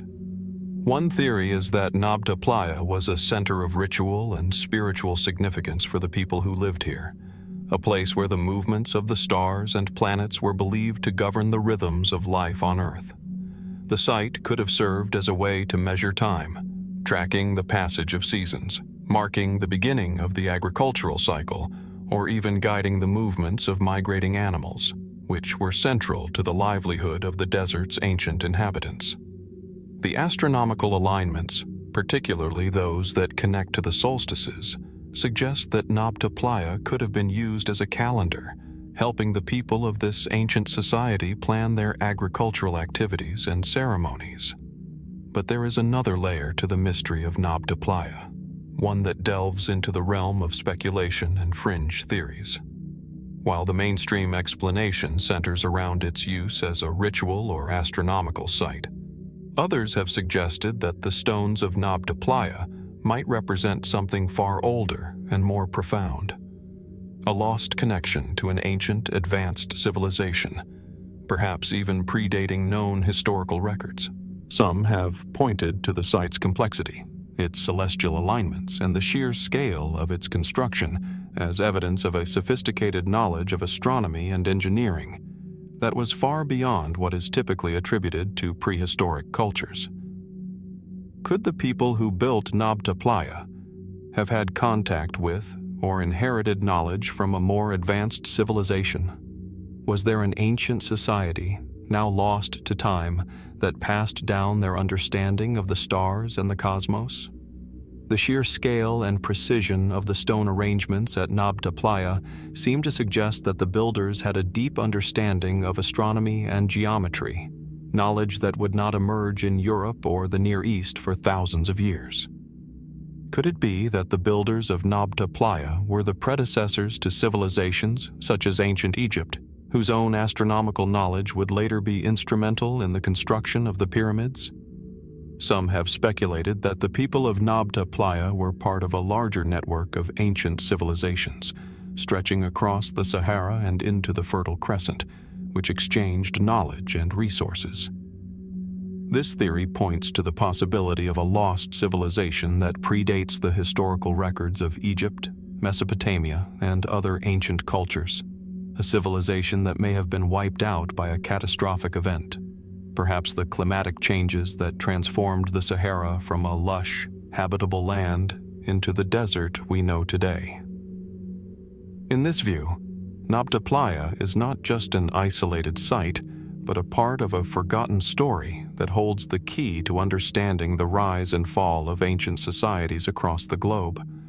For some, these theories evoke comparisons to the legends of Atlantis, the mythical island civilization said to have advanced technology and wisdom far beyond the known world. Though there is no concrete evidence to support such claims, the mystery of Nabta Playa has nonetheless sparked the imagination of many who see the stone circle as a piece of an ancient puzzle that has yet to be fully solved. Despite the fascinating theories and the tantalizing astronomical alignments, the true purpose of Nabta Playa remains elusive. Was it an astronomical observatory, a sacred site for spiritual rituals, or a center for ancient knowledge that transcended time and place? Or was it perhaps all of these things and more? The unanswered questions surrounding Nabta Playa continue to fuel speculation and research, drawing archaeologists and enthusiasts alike to the remote desert where the stones still stand, silently awaiting discovery.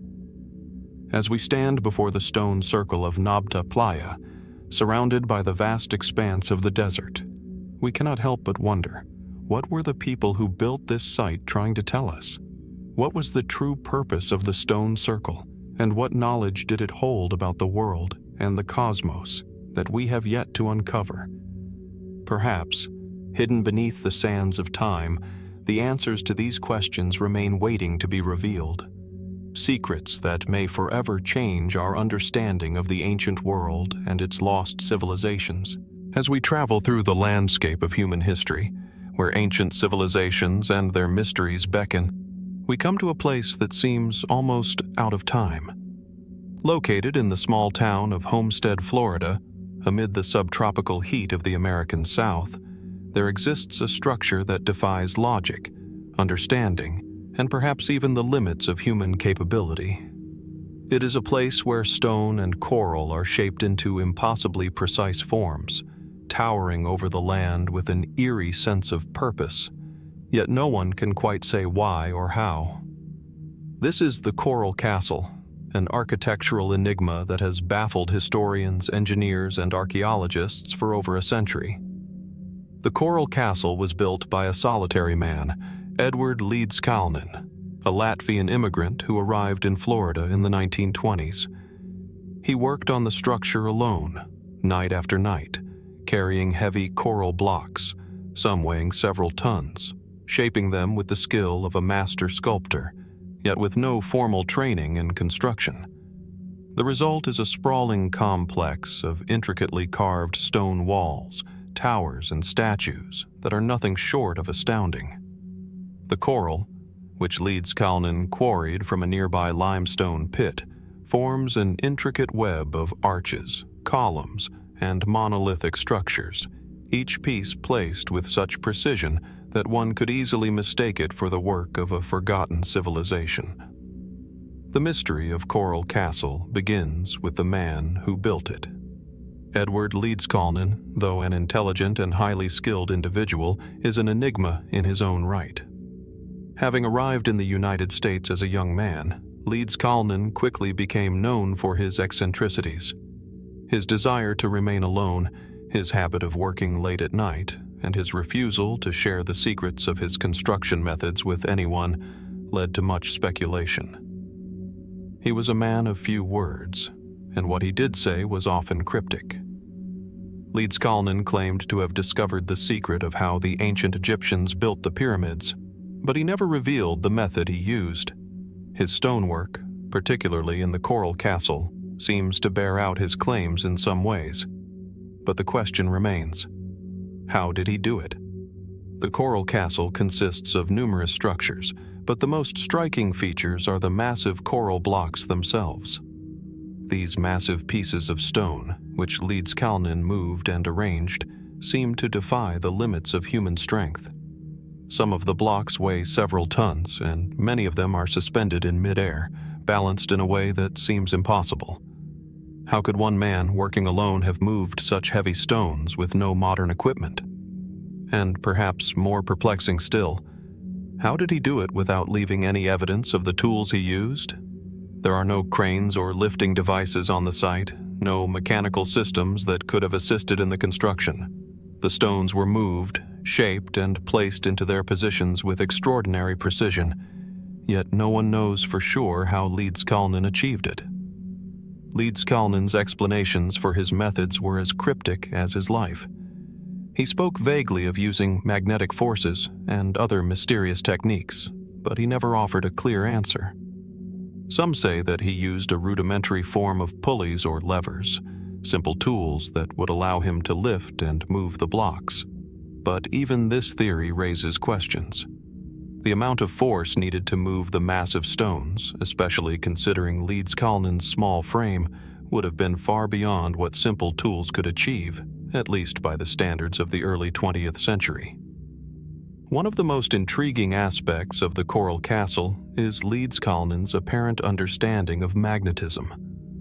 His own writings suggested that he had discovered the secret of how ancient civilizations had harnessed magnetic forces to manipulate stone. He claimed to have a special knowledge of magnetism, and some believe that he used this knowledge to move the massive blocks of coral into place. However, there is no evidence that he had access to any advanced technology or tools capable of manipulating magnetic forces in the way he described. Some have even speculated that Leedskalnin may have developed a form of free energy or a hidden method of levitation, but this remains in the realm of speculation. Could Leedskalnin have possessed knowledge that has been lost to time, a hidden technique that allowed him to defy the laws of physics as we understand them? Or was it simply a trick of perception, a well-executed illusion of his construction skills. The theories surrounding the coral castle and its construction methods are as varied as they are intriguing. Some believe that Leeds-Kalnin's work was a form of ancient knowledge rediscovered, a secret passed down from civilizations like the Egyptians or the Mayans, who were thought to have mastered the art of levitation and stone manipulation. Others suggest that Leeds-Kalnin may have been influenced by theories of electromagnetism, which were gaining popularity at the time, particularly those of Nikola Tesla. Tesla himself had spoken of harnessing energy from the Earth and had conducted experiments related to wireless power transmission. Could Leeds-Kalnin have been inspired by Tesla's work and applied similar principles to his construction of the coral castle? Still, others suggest that Leeds-Kalnin's methods were more practical, though no less mysterious. Some believe that he may have used hidden techniques, such as counterweights, ramps, and simple machines to move the stones. Yet, even these theories struggle to explain the sheer scale and precision of his work. The fact that he completed the coral castle with no assistance and no modern machinery seems to challenge the boundaries of what was technologically possible at the time. And yet, the evidence is right there before us. The structure itself stands as a testament to his ingenuity, even if we don't fully understand how he achieved it. What makes the mystery of Coral Castle even more perplexing is Leeds-Kalnin's secrecy. He was fiercely protective of his methods, refusing to let anyone watch him work. And he made it clear that his construction techniques were his alone to reveal, or not. Some have suggested that Leeds-Kalnin's refusal to share his knowledge was driven by a deep sense of personal pride, while others speculate that there may have been something more profound at play. Did he believe that revealing his methods would undermine the spiritual significance of his work? Could the construction of the Coral Castle have been an act of devotion, a personal monument to someone or something he held dear? Leeds-Kalnin himself claimed that the castle was a gift for the woman he loved, who had broken off their engagement before their marriage could take place. Some have suggested that the structure is a symbol of lost love, a monument to a deep emotional pain that Leeds-Kalnin sought to express through his stonework. But if that is the case, then why the secrecy? Why such precision and mystery surrounding the construction? Despite all the theories and speculation, the truth remains elusive. No one has been able to replicate Leeds-Kalnin's methods, and the construction of the Coral Castle continues to be one of the greatest unsolved mysteries in the world of archaeology and engineering. Could Leeds-Kalnin have discovered a lost technique, one that allowed him to manipulate the very forces of nature?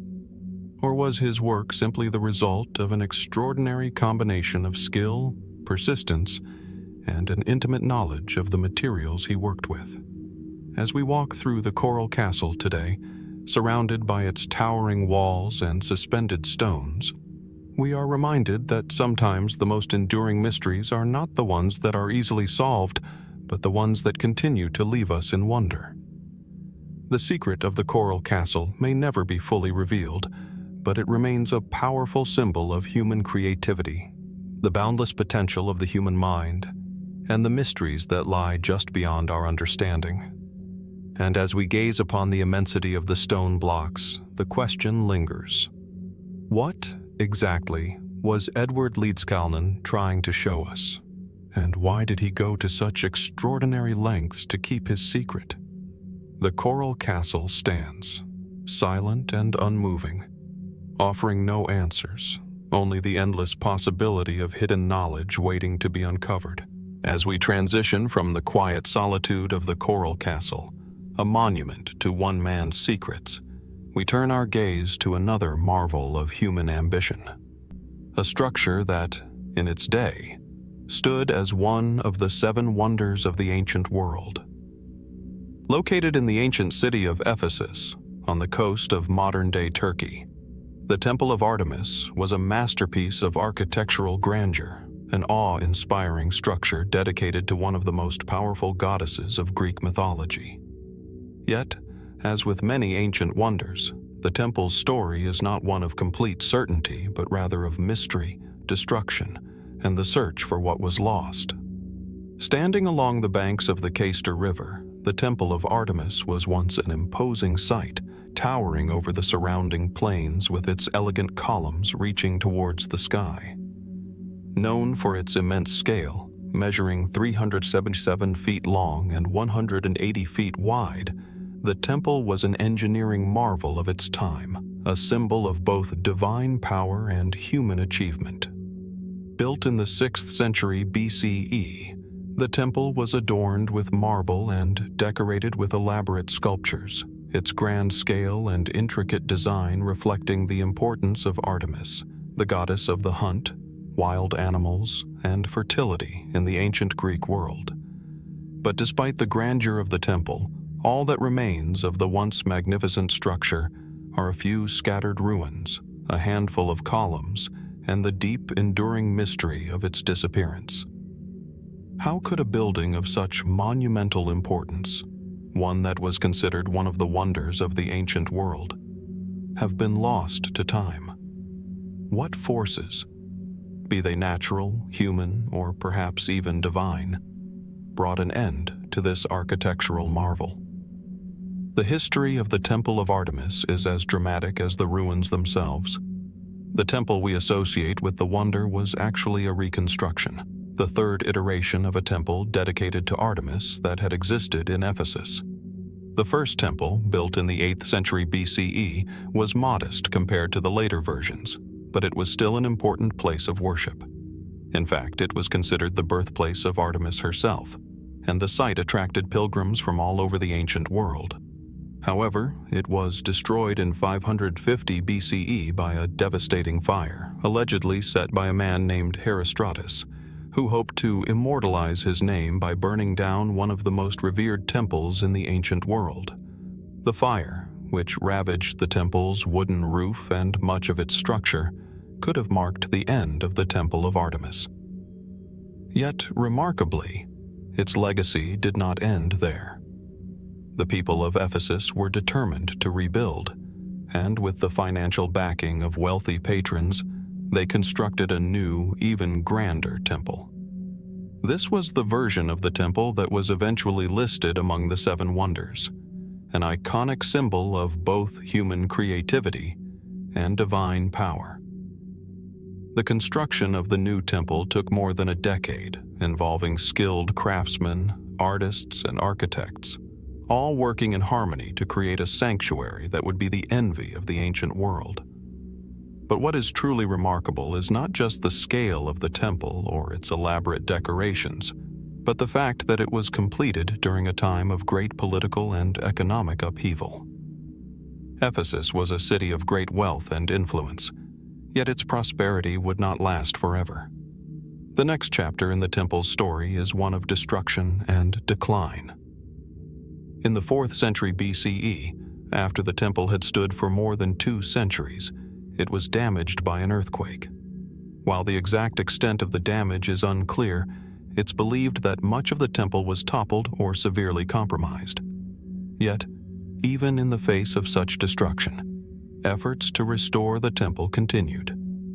Some have speculated that these efforts were driven not just by devotion to Artemis, but also by the desire to maintain Ephesus's status as a center of wealth and power. But as the centuries wore on, the temple's importance waned, and its final blow came in the 5th century CE, when the Christian emperor Theodosius I ordered its destruction as part of a campaign to close pagan temples across the Roman Empire. The exact fate of the temple's stones remains a matter of speculation. Some sources suggest that much of the temple's marble and carvings were repurposed for other building projects, while others suggest that the temple was dismantled piece by piece and its materials scattered across the region. What is known for certain is that by the time the Middle Ages arrived, the Temple of Artemis had vanished from the landscape, its once proud columns reduced to rubble, and its glory consigned to history. Yet, even in its ruined state, the legacy of the Temple of Artemis continues to captivate us. For centuries, the ruins of the temple lay buried beneath the earth, a forgotten relic of the past. It was not until the 19th century that systematic excavations began at the site, revealing fragments of the temple's foundations and columns. Yet, despite the ongoing archaeological efforts, much of the temple remains shrouded in mystery. The exact dimensions of the temple, the precise arrangement of its sculptures, and the full extent of its grandeur are all lost to history. Even the identity of the architect responsible for the temple's design remains unknown. One of the most tantalizing aspects of the Temple of Artemis is its reported collection of artworks and treasures. The temple housed several statues of Artemis, created by some of the greatest sculptors of the time, including the famous sculptor Scopas. These statues were said to be stunning in their beauty, depicting the goddess as both powerful and serene. But perhaps most intriguing are the stories of other treasures, such as the golden altar, adorned with intricate carvings and said to be an offering to the goddess. These treasures, though described in ancient texts, were lost long ago, leaving only descriptions and fragments to give us a glimpse of what once existed. Another layer of mystery surrounding the Temple of Artemis is its symbolism. The goddess Artemis was a figure of immense power in the ancient world, and her temple was not only a place of worship, but also a center of political and social influence. The temple served as a sanctuary for the city's wealth and power, and its religious significance was intertwined with the city's identity. Yet, as the centuries passed and Ephesus declined, the temple's role in the city's life diminished. Was the destruction of the temple a symbolic end to an era? Did it represent the collapse of the old world, as Christianity supplanted pagan beliefs across the Roman Empire? The destruction of the Temple of Artemis raises yet another question. What role did religion and politics play in its demise? Some scholars have argued that the destruction of pagan temples, including the Temple of Artemis, was part of a larger cultural shift, where the rise of Christianity led to the suppression of other faiths. This theory is bolstered by the fact that many of the surviving accounts of the temple's destruction are written by Christian authors, whose motivations may have been influenced by their desire to erase the symbols of a former religious order. Could the fall of Artemis's temple have been a reflection of the changing tides of power and belief in the ancient world? The mysteries surrounding the Temple of Artemis extend beyond its architectural grandeur or the political and religious contexts of its destruction. There is also the question of the temple's original purpose. What did the temple represent to the people of Ephesus, and how did it shape their identity? Was the Temple of Artemis merely a religious site, or was it something more, a reflection of the values and ideals of a culture that revered its gods above all else? The answers to these questions remain elusive, and as we look at the scattered remnants of the temple, we are left to wonder, what was the true significance of this lost wonder, and what secrets might still be hidden beneath the ruins? Though much of the temple has been lost to time, the memory of the Temple of Artemis at Ephesus continues to intrigue and captivate us. As we stand in the shadow of its ruins, we are reminded that sometimes the greatest mysteries are not those that have been solved, but those that remain, hidden beneath the dust of history. And in the case of the Temple of Artemis, the questions it leaves behind may one day reveal more about the ancient world, and perhaps even ourselves, than we ever thought possible. As we leave behind the crumbled ruins of ancient temples and the silent echoes of long-lost wonders, we turn our focus to a far quieter place, hidden in the rolling plains of the American Midwest. Here, nestled on the banks of the Mississippi River, lies one of the most remarkable and mysterious archaeological sites in North America, the Cahokia Mounds.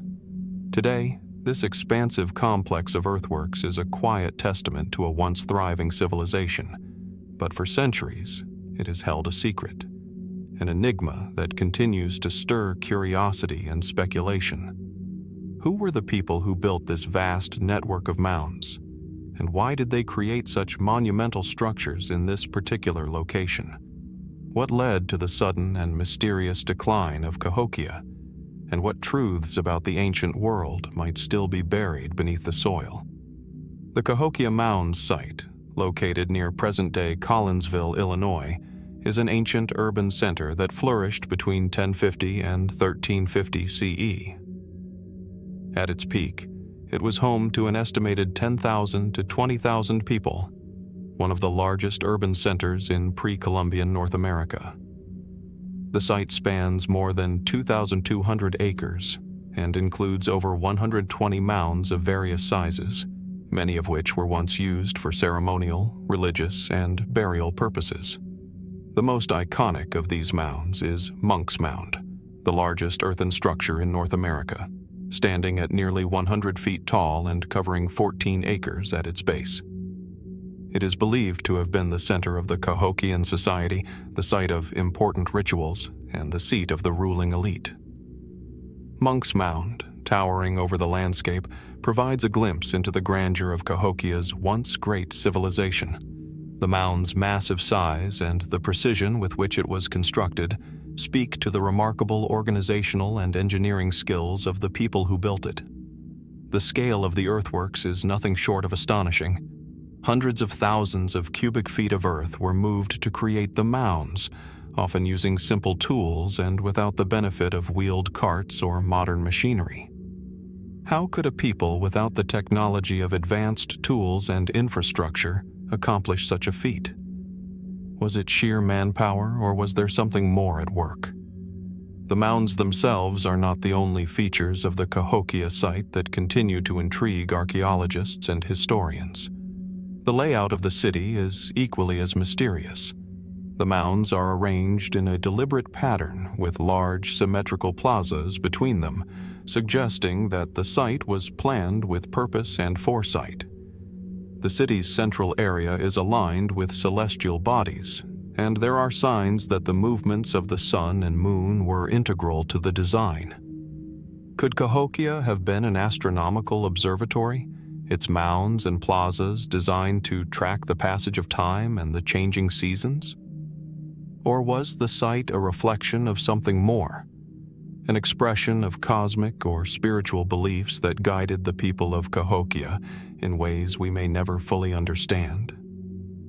At the heart of this mystery is the question of who the Cahokians were and how they organized their society.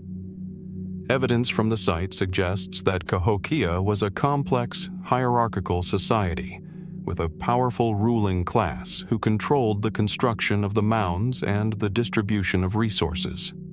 Archaeological digs have uncovered artifacts that indicate trade networks stretching as far as the Gulf Coast, the Great Lakes, and the Appalachian Mountains. Items such as seashells, copper ornaments, and stone tools were traded, suggesting that the people of Cahokia had a far-reaching influence and were part of a larger network of societies. But who were the rulers of Cahokia, and how did they maintain control over such a large population? Were they kings, priests, or something else entirely? The people of Cahokia also engaged in sophisticated agricultural practices, cultivating maize, beans, and squash, which formed the basis of their diet. This agricultural surplus allowed the city to sustain a large population, and evidence of large-scale communal feasts suggests that food played an important role in the city's social and religious life. Yet, despite the apparent prosperity of Cahokia, the reasons for its sudden decline in the 14th century remain shrouded in mystery. By the time European explorers first encountered the area in the 16th century, Cahokia was in ruins. The once thriving city had been abandoned, and the mounds were all that remained of the great civilization. The reasons for this sudden collapse are unclear. Some theories point to environmental factors, such as climate change or deforestation, which could have led to food shortages or a breakdown in the agricultural system. Other scholars suggest that internal conflict or warfare among rival factions may have played a role in the city's decline. Still others point to the possibility of disease, as epidemics may have decimated the population, much as they did to indigenous communities across the Americas after European contact. But there are those who believe that the decline of Cahokia may have been more than just a natural or social collapse. Some have speculated that the Cahokians may have encountered forces beyond their control, whether natural disasters, external invasions, or even religious upheavals, that led to the city's abandonment. One theory suggests that Cahokia's leadership became too powerful, and the people may have turned against their rulers, leading to a violent overthrow of the elite. Others have proposed that the Cahokians experienced a kind of spiritual crisis, as their once prosperous society crumbled, and they could no longer rely on the rituals that had sustained them for so long.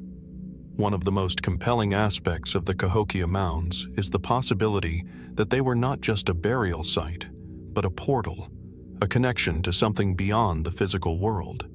Many of the mounds contain the remains of important individuals, suggesting that the Cahokians believed in an afterlife or spiritual realm. Some archaeologists have proposed that the mounds were designed to mirror the world of the gods, with Monk's Mound acting as a representation of the cosmic mountain at the center of the world. In this view, the mounds may have been designed not only to honor the dead, but also to facilitate communication with the divine. The mystery of Cahokia deepens when we consider its broader context within the prehistoric world.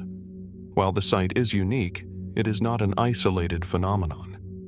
Other mound-building cultures existed throughout North America, such as the Adena, Hopewell, and Mississippian cultures, and there are signs that the Cahokians were influenced by, or perhaps even descended from, these earlier societies. Some have suggested that Cahokia was the culmination of a long tradition of mound building that stretched back thousands of years, a tradition that may have been rooted in ancient spiritual practices and astronomical knowledge. Could the Cahokians have inherited a deep, ancient wisdom that guided the construction of their city and its ceremonial rituals? Or was Cahokia simply a reflection of the natural ingenuity of a people who were deeply connected to the land and its rhythms? As we look at the remnants of Cahokia today, we are left with more questions than answers. The mounds, now preserved as a UNESCO World Heritage Site, stand as silent witnesses to a civilization that flourished and vanished without a trace. What exactly happened to the people of Cahokia? What secrets do the mounds still hold beneath the surface, waiting to be uncovered? And perhaps most profoundly, what can the rise and fall of Cahokia teach us about the impermanence of human societies, the fragility of civilizations, and the enduring quest for meaning in a world that often seems beyond our understanding? As we continue to study the Cahokia Mounds, we may never fully unlock the mysteries of this ancient city. But its silence speaks volumes, inviting us to imagine the lives of the people who once called it home, and to wonder whether their story, lost to time, is still waiting to be rediscovered. The mounds stand, enduring, as a reminder that some mysteries are never truly solved. They simply ask us to look deeper, to question more, and to listen to the echoes of a past that still resonates across the centuries. As we journey from the mysterious mounds of Cahokia, a monument to ancient North American civilization, we find ourselves transported to the dense jungles of the Petén Basin in northern Guatemala. Here, hidden beneath the thick canopy of towering trees, lies one of the greatest secrets of the ancient Maya civilization, the lost city of El Mirador. Buried deep in the heart of the Guatemalan jungle, this ancient city, once a flourishing metropolis, remains largely untouched by modern hands, its mysteries shrouded by both time and the natural environment. What was El Mirador, and what secrets does it still hold beneath its overgrown ruins? El Mirador was a city at the height of Maya civilization, founded around 600 BCE and flourishing until around 150 CE.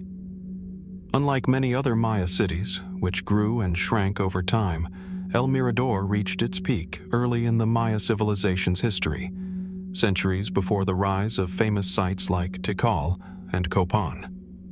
At its zenith, it was a sprawling urban center with a population that may have numbered in the tens of thousands, and it is believed to have played a central role in the early development of the Maya lowlands. Today, what remains of El Mirador is a vast and awe-inspiring collection of ruins scattered across a wide expanse of jungle. The city's most striking feature is its sheer size. The main complex of El Mirador covers roughly 5 square kilometers, with numerous large ceremonial platforms, plazas, and pyramids stretching across the landscape. At the heart of the city lies the most impressive structure of all, La Danta, a massive pyramid that stands at nearly 230 feet tall, making it one of the largest pyramids in the Americas. This immense structure is so large that it is often compared to the Great Pyramid of Giza, though it is far less well known. La Danta, with its towering presence, dominates the landscape, a reminder of the incredible engineering skills possessed by the Maya people. It is not just the size of the pyramid that is remarkable, but also its complexity. The pyramid was built using millions of tons of earth and rubble, and the fact that it still stands today, after more than 2 millennia, is a testament to the ingenuity and craftsmanship of the Maya builders. Yet, for all its grandeur, La Danta is only one of many structures that make up the city of El Mirador. There are numerous other pyramids, each with its own distinctive design and large plazas surrounded by intricately constructed walls. The entire city was carefully planned, its layout reflecting a deep understanding of both geometry and the natural environment. However, despite the impressive scale of El Mirador, it was abandoned long before the rise of the more famous Maya cities like Tikal and Calakmul. The reasons for its decline remain a mystery. Archaeologists believe that the city may have been abandoned around 150 CE, possibly due to a combination of environmental, political, and social factors. Some theories suggest that the city's rulers may have overextended their resources, leading to food shortages or conflicts with neighboring cities. Others speculate that the environmental degradation caused by deforestation and soil erosion may have played a role in the collapse. But whatever the cause, the fall of El Mirador left the city in ruins, slowly swallowed by the jungle. For centuries, El Mirador remained hidden, known only to the local Maya and the few explorers who ventured into the jungle. It wasn't until the 1970s that the city began to attract the attention of archaeologists. Since then, excavation and research efforts have slowly uncovered the secrets of this ancient metropolis. But many questions remain unanswered. Despite the considerable progress that has been made in understanding El Mirador, it is still a place that holds more mysteries than it does answers. One of the most intriguing aspects of El Mirador is the possibility that it was a cultural and political center for the early Maya civilization. Unlike later Maya cities, which were often composed of smaller, independent city-states, El Mirador seems to have been part of a larger, more centralized network of power. Some researchers believe that El Mirador may have been a kind of Maya capital, or a seat of political power, from which influence and ideas spread to other cities in the region. The city's size and its monumental architecture suggest that it played a key role in the development of Maya civilization, both in terms of its culture and its political structure. But what made El Mirador so influential in the early Maya world? Could its rulers have wielded power over such a vast area of the lowlands? Was El Mirador the epicenter of a larger civilization that predated the more well-known Maya centers by centuries? Some archaeologists suggest that El Mirador may have been an early experiment in urbanization, a city that laid the groundwork for the complex social, political, and religious systems that would define the Maya civilization in the centuries to come. Another aspect of El Mirador that has intrigued researchers is the nature of its religious and ceremonial practices. The city is dotted with massive pyramids, some of which appear to have been used for religious rituals and ceremonies. The scale and grandeur of these structures suggest that religion played a central role in the lives of the people of El Mirador. What were the religious beliefs and practices of the city's inhabitants?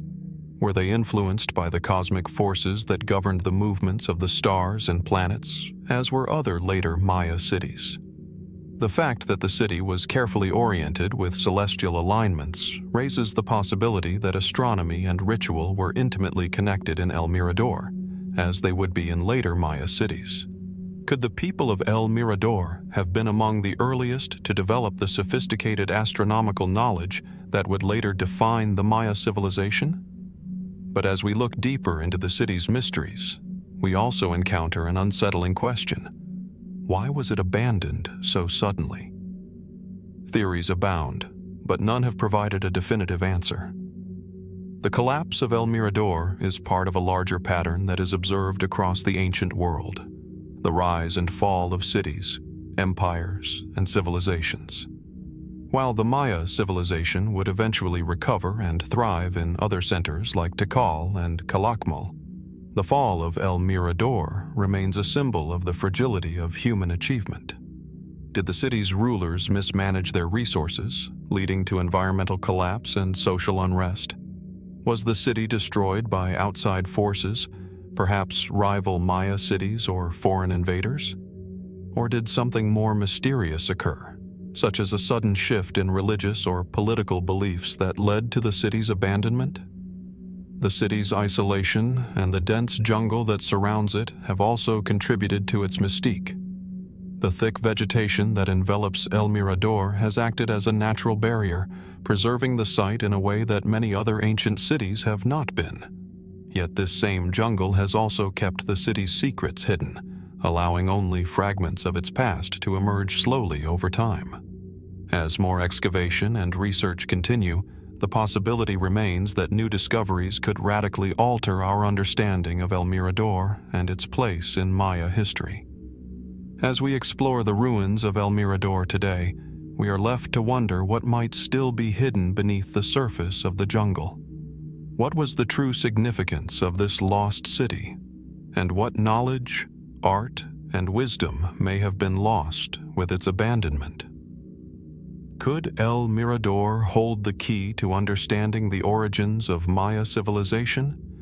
Or was it a reflection of a greater forgotten world, one that predated the grand cities of the classic Maya period?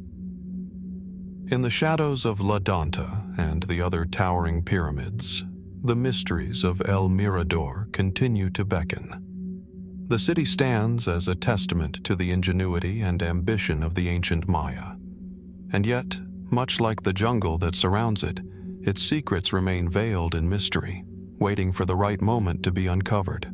As we leave behind the dense jungles of Central America and head towards the heart of East Africa, we find ourselves in the highlands of modern-day Ethiopia. Here, in a vast plateau surrounded by mountains and valleys, lies the mysterious city of Aksum, a once thriving capital that played a central role in one of the ancient world's most enigmatic civilizations.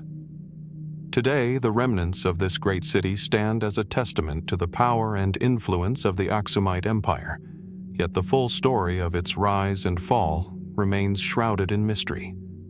What secrets does Aksum hold? And why has this ancient metropolis faded from the annals of history? The city of Aksum, located in the northern highlands of Ethiopia, is one of the most important archaeological sites in Africa.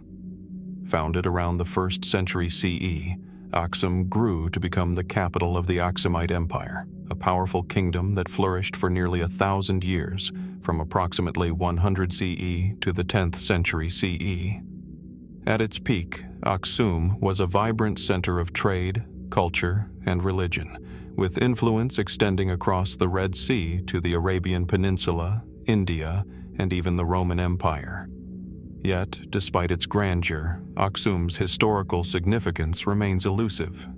How did this city rise to such prominence? And why did it eventually fade into obscurity? The first striking feature of Aksum is its incredible landscape, a stark contrast to the arid deserts and dense jungles of other ancient cities. Situated at an altitude of over 2,000 meters above sea level, Aksum is a city that seems to rise naturally from the earth itself. Its location was strategic, at the crossroads of ancient trade routes connecting the Mediterranean world with the Arabian Peninsula and sub-Saharan Africa. The city's most famous landmarks, its towering obelisks, royal tombs, and the ruins of ancient palaces, stand against a backdrop of dramatic cliffs and deep ravines, a setting that seems almost otherworldly. The city is silent now, but when it was alive, it would have been a bustling metropolis, filled with merchants, craftsmen, and religious devotees. One of the most enduring mysteries of Aksum is its remarkable architectural achievements, particularly the large monolithic obelisks that still stand in the city today. These towering stones, some as tall as 33 meters, were carved from single blocks of granite and transported to Aksum from quarries many miles away. Their purpose remains unclear, but they are believed to have served as markers for royal tombs or symbols of the Aksumite king's divine power. The largest and most famous of these obelisks, known as the Great Obelisk, was once erected in front of a massive royal palace. How did the Aksumites, without the use of modern tools, manage to quarry, carve, and transport these enormous stones? What rituals and beliefs were associated with these monuments, and why were they so carefully constructed? The Aksumite Empire's rise to power is also intertwined with its mastery of trade. Positioned between the Mediterranean world and the Indian Ocean, Aksum was ideally located to control the flow of goods between Africa, Arabia, and the East. The city became a major trading hub, dealing in commodities such as gold, ivory, frankincense, and exotic animals. The Aksumites minted their own coins, many of which have been found across Africa, the Middle East, and even India. These coins, featuring the likeness of the Aksumite kings, serve as a testament to the empire's far-reaching influence. The fact that Aksum was able to maintain such a powerful economy for centuries is one of the reasons why the city remains so important today. But as we look at Aksum's history, we are left to wonder, how did a small kingdom in the highlands of Ethiopia come to control such an extensive and lucrative trade network? The Aksumite Empire was also a beacon of religious significance in the ancient world. By the 4th century CE, King Ezana of Aksum converted to Christianity, making the empire one of the first in the world to adopt Christianity as its state religion. This monumental shift in religious policy made Aksum a center of Christian power in Africa, a role it maintained for centuries. In fact, Aksum's status as a Christian kingdom would go on to influence the spread of Christianity across East Africa. Yet, despite this significant religious transformation, the mystery of Aksum's conversion to Christianity remains. What motivated King Ezana's decision to embrace Christianity at a time when much of the world was still pagan? Was it political, as some have suggested? A way to align with the growing Christian influence of the Roman Empire? Or was it driven by genuine belief and spiritual conviction? How did the transition to Christianity affect the city's culture, society, and traditions? Yet for all its power, wealth, and religious importance, Aksum's decline remains just as mysterious as its rise. By the 7th century, the empire began to lose its grip on power, and by the 10th century, Aksum had been abandoned. The reasons for this sudden collapse are still debated by scholars. One of the most widely accepted explanations is that Aksum's power waned due to the changing patterns of trade. As Islamic empires grew in the 7th and 8th centuries, they began to control the trade routes that had once passed through Aksum. This shift in trade routes, combined with internal struggles and the decline of agriculture in the highlands, may have led to the fall of the once great empire. However, there are other theories, such as environmental factors, that suggest that Aksum's decline could have been driven by soil erosion, deforestation, and a lack of resources. The abandonment of Aksum and the loss of its influence in the medieval period left a vacuum of historical knowledge. Few written records exist from the later years of the Aksumite Empire, and the city's rulers are often shrouded in myth. The final days of the empire remain largely undocumented, and the exact events that led to its demise are unclear. Could the collapse have been caused by a combination of factors, from changing political alliances to environmental pressures? Or was it the result of a more dramatic event, such as a foreign invasion or an internal revolution? Despite the mysteries surrounding its rise and fall, Aksum's legacy has persisted through the centuries. The city's ancient obelisks, which have withstood the ravages of time, continue to inspire awe and fascination. The kingdom of Aksum, once a major power in the ancient world, played a pivotal role in shaping the course of history in Africa and beyond. But many questions still remain. What was the true extent of Aksum's influence? How did it manage to thrive in such a remote and rugged landscape for so long? And why did a civilization so rich in culture, wealth, and religious significance fade so suddenly into the annals of history? As we look upon the ruins of Aksum today, its broken obelisks and crumbling stone structures, we are reminded that history often leaves behind more questions than answers.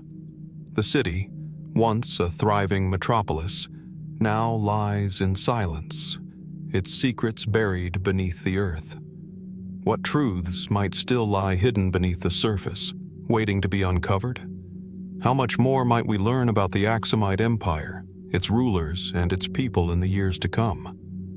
The mystery of Aksum remains unresolved, inviting future generations of archaeologists, historians, and explorers to continue the search for answers. The past, after all, is never fully gone. It is only waiting to be rediscovered. As we journey further through the winding corridors of time, we come upon a place that feels almost suspended between the ancient and the unexplained. Nestled in the heart of Lebanon, in the city of Baalbek, lies one of the most perplexing and awe-inspiring archaeological sites in the world. This is a place where the power of the ancient world, the forces of nature, and the mysteries of human ingenuity collide. A site where enormous stones, seemingly defying all logic, bear silent witness to a time long past. Among the ruins of the Temple of Jupiter, with its colossal columns and grandiose scale, there exists a stone, unmistakably large, impossibly suspended, that has defied centuries of scholarly interpretation. Known as the Hanging Stone of Baalbek, this enigmatic relic has left researchers and historians scratching their heads for generations. What does it tell us about the people who once built here, and what secrets does it hold?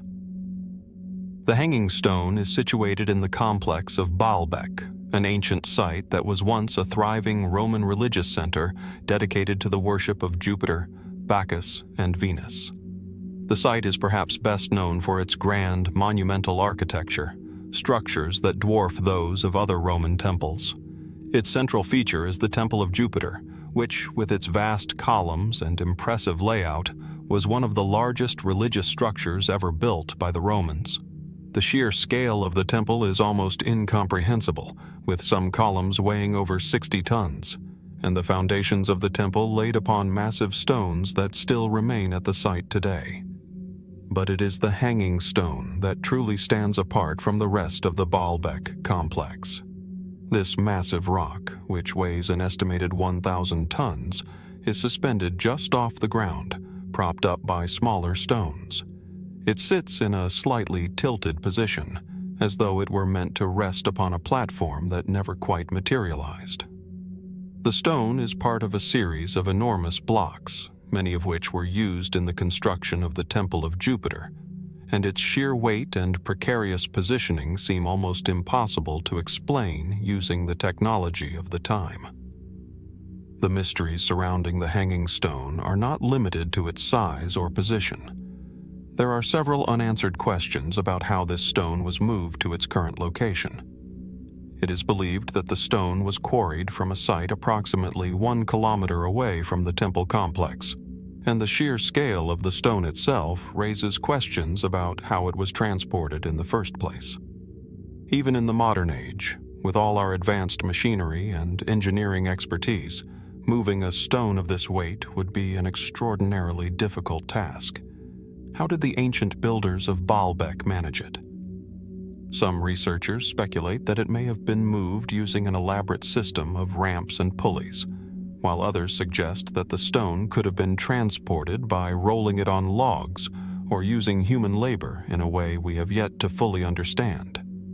Whatever the method, the fact remains that the hanging stone is a testament to the incredible skill and ingenuity of those who built here. But the most intriguing aspect of the hanging stone is its very existence. Why was such a massive, suspended stone included in the design of the temple? Was it merely a structural necessity, or did it serve a more symbolic or ritualistic purpose? Some have suggested that the hanging stone was intended to represent the presence of the gods, a physical manifestation of divine power that hovered above the temple's sacred ground. The positioning of the stone, combined with its immense size, might have been meant to evoke a sense of awe and reverence among worshippers. But if that were the case, why didn't the builders finish the platform beneath the stone to complete its purpose?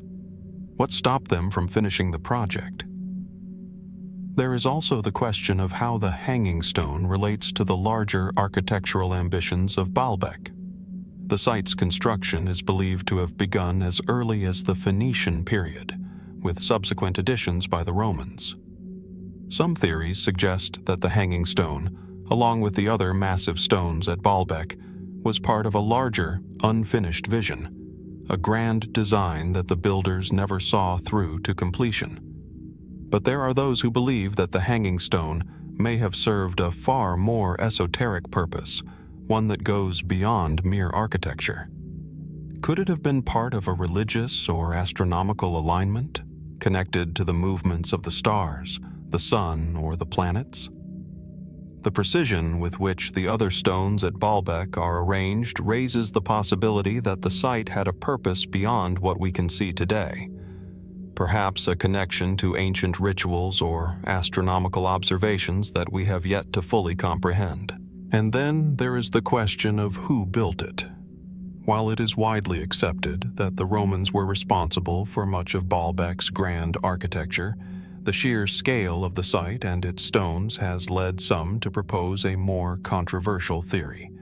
Some researchers have suggested that the site was built by an earlier civilization, one that possessed knowledge and technology far beyond what we know of the Phoenicians or the Romans. Could the hanging stone be the work of an advanced civilization lost to history? The idea of ancient civilizations with capabilities that far exceed our expectations is a popular one in certain circles, though it remains speculative and unproven. Was Baalbek a center of knowledge and power that predated the Roman Empire, perhaps built by a people with a profound understanding of engineering, geometry, and the natural world? Or were the Romans simply that skilled in their craft, able to create monumental structures that still puzzle us to this day? The theories about the hanging stone, while varied, all share one thing in common. They point to the site as a place of great mystery. As we stand at the base of the stone, gazing up at its massive, suspended form, it is difficult not to feel a sense of awe and wonder. How was this stone placed here, and what did it mean to the people who built it? What do we still not understand about the construction of Baalbek, and what clues might still be hidden beneath the surface? Even after centuries of study, the hanging stone of Baalbek remains an enigma, inviting us to explore the boundaries of human achievement and imagination. Could it be that the stone, and the site as a whole, are a key to unlocking secrets lost to time, secrets that reveal something profound about the ancient world, and perhaps even the nature of human civilization itself? As the ruins of Baalbek continue to stand against the test of time, we are left with more questions than answers, and the mystery of the hanging stone remains, like the site itself, suspended in history, forever tantalizing, forever unresolved. What other secrets lie beneath the surface of Baalbek, waiting for the day when we might finally unravel them? The hanging stone, like the entire site, holds its silence, yet it speaks to us in ways words cannot. And in that silence, we find the echo of an ancient mystery, one that may never be fully understood. But perhaps that is the true beauty of Baalbek, the questions it raises, the mysteries it guards, and the knowledge that some of the world's greatest secrets are still waiting to be uncovered. As we leave behind the ancient ruins of Baalbek, our journey takes us across the sands of time and space to a place rarely discussed in the grand narrative of ancient civilizations, the Kingdom of Nubia. Nestled along the banks of the Nile, south of Egypt, in what is now modern-day Sudan, lies a series of pyramids that stand as silent witnesses to a civilization that flourished for over a millennium. These are the Pyramids of Nubia, scattered across the desert like forgotten monuments of a once mighty kingdom. Unlike their more famous cousins to the north, the Pyramids of Nubia remain shrouded in mystery, both in their construction and their purpose. How did a civilization so distant from Egypt create these monumental structures? And why do they remain largely ignored in the story of ancient Egypt's rise and fall? The Pyramids of Nubia, especially those found in the ancient city of Meroe, present a stark contrast to the Pyramids of Giza. While the Egyptian pyramids are known for their vast size and precise geometric designs, the Nubian pyramids are smaller, with steeper, more angular profiles that give them a distinct appearance. Despite their more modest proportions, the Pyramids of Nubia are no less impressive. In total, more than 200 pyramids are believed to be scattered across Sudan's Nubian desert, many of them part of the ancient kingdom of Kush, a powerful empire that once controlled vast swaths of northeastern Africa. These pyramids are concentrated primarily in two major archaeological sites, Meroe and Nabta, both of which were once royal capitals of the kingdom of Kush. Meroe, the most famous site, contains the largest concentration of Nubian pyramids. Nestled along the banks of the Nile, the city of Meroe thrived between 300 BCE and 300 CE. Here, the rulers of Kush were buried in elaborate tombs, surrounded by smaller pyramids that housed the remains of nobles and elite members of society. The sheer number and density of the pyramids at Meroe, over 40 still standing today, hint at the immense power and wealth that this civilization once commanded. Yet, despite their impressive scale, the pyramids of Meroe are often overshadowed by their Egyptian counterparts, leading many to overlook their significance in the larger context of African and world history. Unlike the pyramids of Egypt, which have been extensively studied, the pyramids of Nubia remain enigmatic. Much about them remains unexplained. The methods of construction, the rituals associated with their use, and the reasons for their eventual abandonment. The Pyramids of Nubia are often seen as a reflection of the kingdom of Kush's power. But what drove the Kushite rulers to build such a grand necropolis in the first place? Why did they adopt the pyramid form from their Egyptian neighbors, yet leave behind a style that was uniquely their own? The construction of the pyramids in Nubia presents one of the first mysteries. While Egyptian pyramids were built using vast amounts of limestone and granite, the Nubian pyramids were constructed from sandstone, a material more readily available in the region. Yet, the techniques used to cut, transport, and shape these stones remain unclear. Was there a unique set of tools or methods used by the Kushites to construct their pyramids? How were such large stones lifted and placed so precisely, despite the apparent lack of advanced machinery?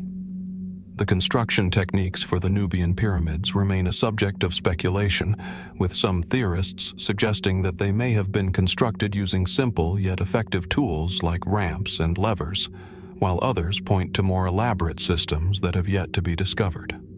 One of the most intriguing aspects of the Nubian pyramids is their distinct architectural style. The steep angle of the pyramids is unlike the smooth-sided pyramids of Egypt, and this difference has led some archaeologists to wonder about the cultural influences that shaped Nubian architecture.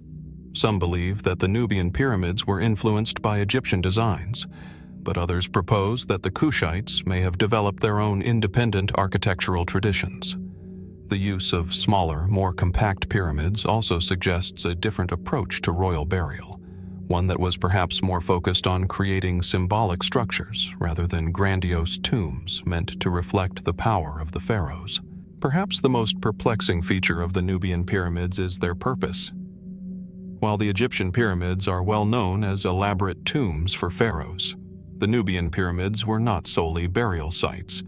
They were also places of spiritual and cultural significance. Many of the pyramids in Meroe are surrounded by other structures, such as temples, altars, and even ceremonial gateways, hinting that the site may have been a center of religious activity. Some scholars believe that the pyramids served not only as tombs, but also as symbols of divine power, representing the connection between the living and the gods. Others suggest that the pyramids were designed as beacons of royal authority, serving as symbols of the Kushite king's claim to power over both their subjects and their enemies. The royal tombs themselves remain largely unexcavated, with many pyramids still containing valuable artifacts and treasures buried deep within their chambers. In contrast to the Egyptian pyramids, which have been extensively looted over the centuries, the tombs of Nubia have been remarkably well preserved, though the reasons for this are still unclear. Some speculate that the tombs were buried under a layer of sand to protect them from thieves, while others believe that the Kushites may have deliberately hidden their royal treasures to protect them from foreign invaders. Regardless of the reason, the fact that these tombs remain largely untouched adds to the allure and mystery of the site. Yet, despite the fascinating historical significance of the Nubian pyramids, the kingdom of Kush itself remains somewhat obscured in the broader narrative of ancient African civilizations. For centuries, it was overshadowed by Egypt, whose pyramids and monuments captured the imagination of the world. But the kingdom of Kush was a power in its own right, one that influenced Egypt and the surrounding regions for over 1,000 years. The Kushites ruled over Egypt during the 25th dynasty, known as the Kushite dynasty, and their reign left a lasting legacy on both Egyptian culture and politics. But after the fall of Meroe around the 4th century CE, the kingdom faded into relative obscurity. One of the greatest mysteries surrounding the pyramids of Nubia is the reason for their decline and abandonment. What happened to the kingdom of Kush? And why did it ultimately lose its power? Was it the result of internal conflict, environmental change, or external invasion?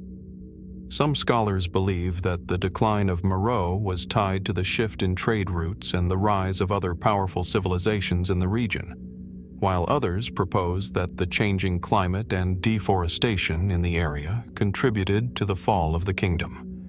The exact causes of Meroe's decline remain a topic of debate, but it is clear that the abandonment of the pyramids marks the end of an era for the Kushites.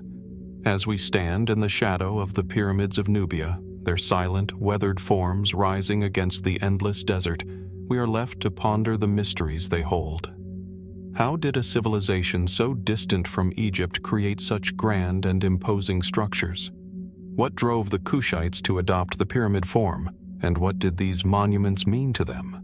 And perhaps most tantalizing of all, why did they abandon their magnificent city and its pyramids, leaving behind a civilization that was once as powerful as it was enigmatic?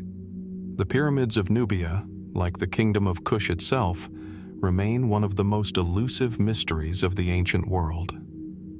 As modern archaeologists and historians continue to study these fascinating structures, the questions they raise only deepen the mystery.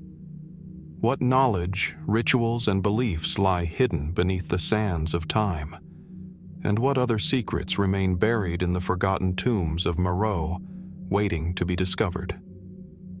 The answers may be lost to history, but the pyramids of Nubia stand as enduring reminders of a powerful civilization whose mysteries continue to captivate the imagination. As we continue our journey through the most enigmatic remnants of ancient civilization, we turn our attention to a place where the earth itself seems to whisper secrets.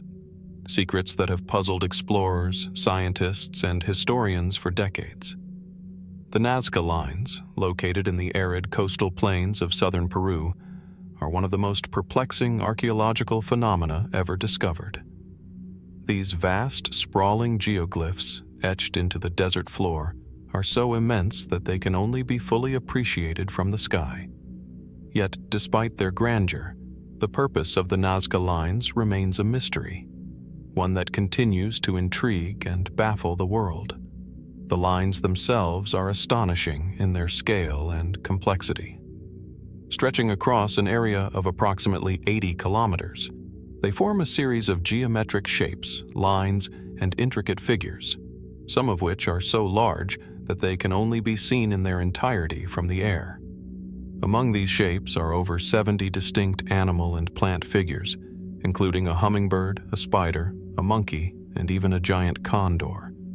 The largest of these figures extends over 200 meters in length, and the longest straight line stretches for miles.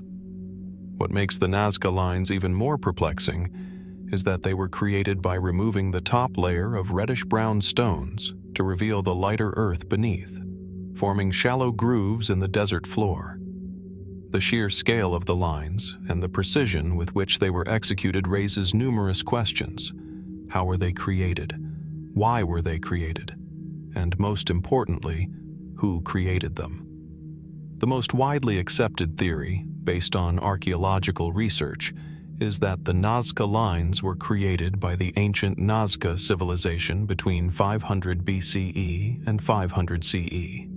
The Nazca people, who lived in this arid region, were known for their advanced agricultural techniques, including the creation of aqueducts that allowed them to farm in a harsh desert environment. Some researchers believe that the lines were created as part of religious or ritualistic practices.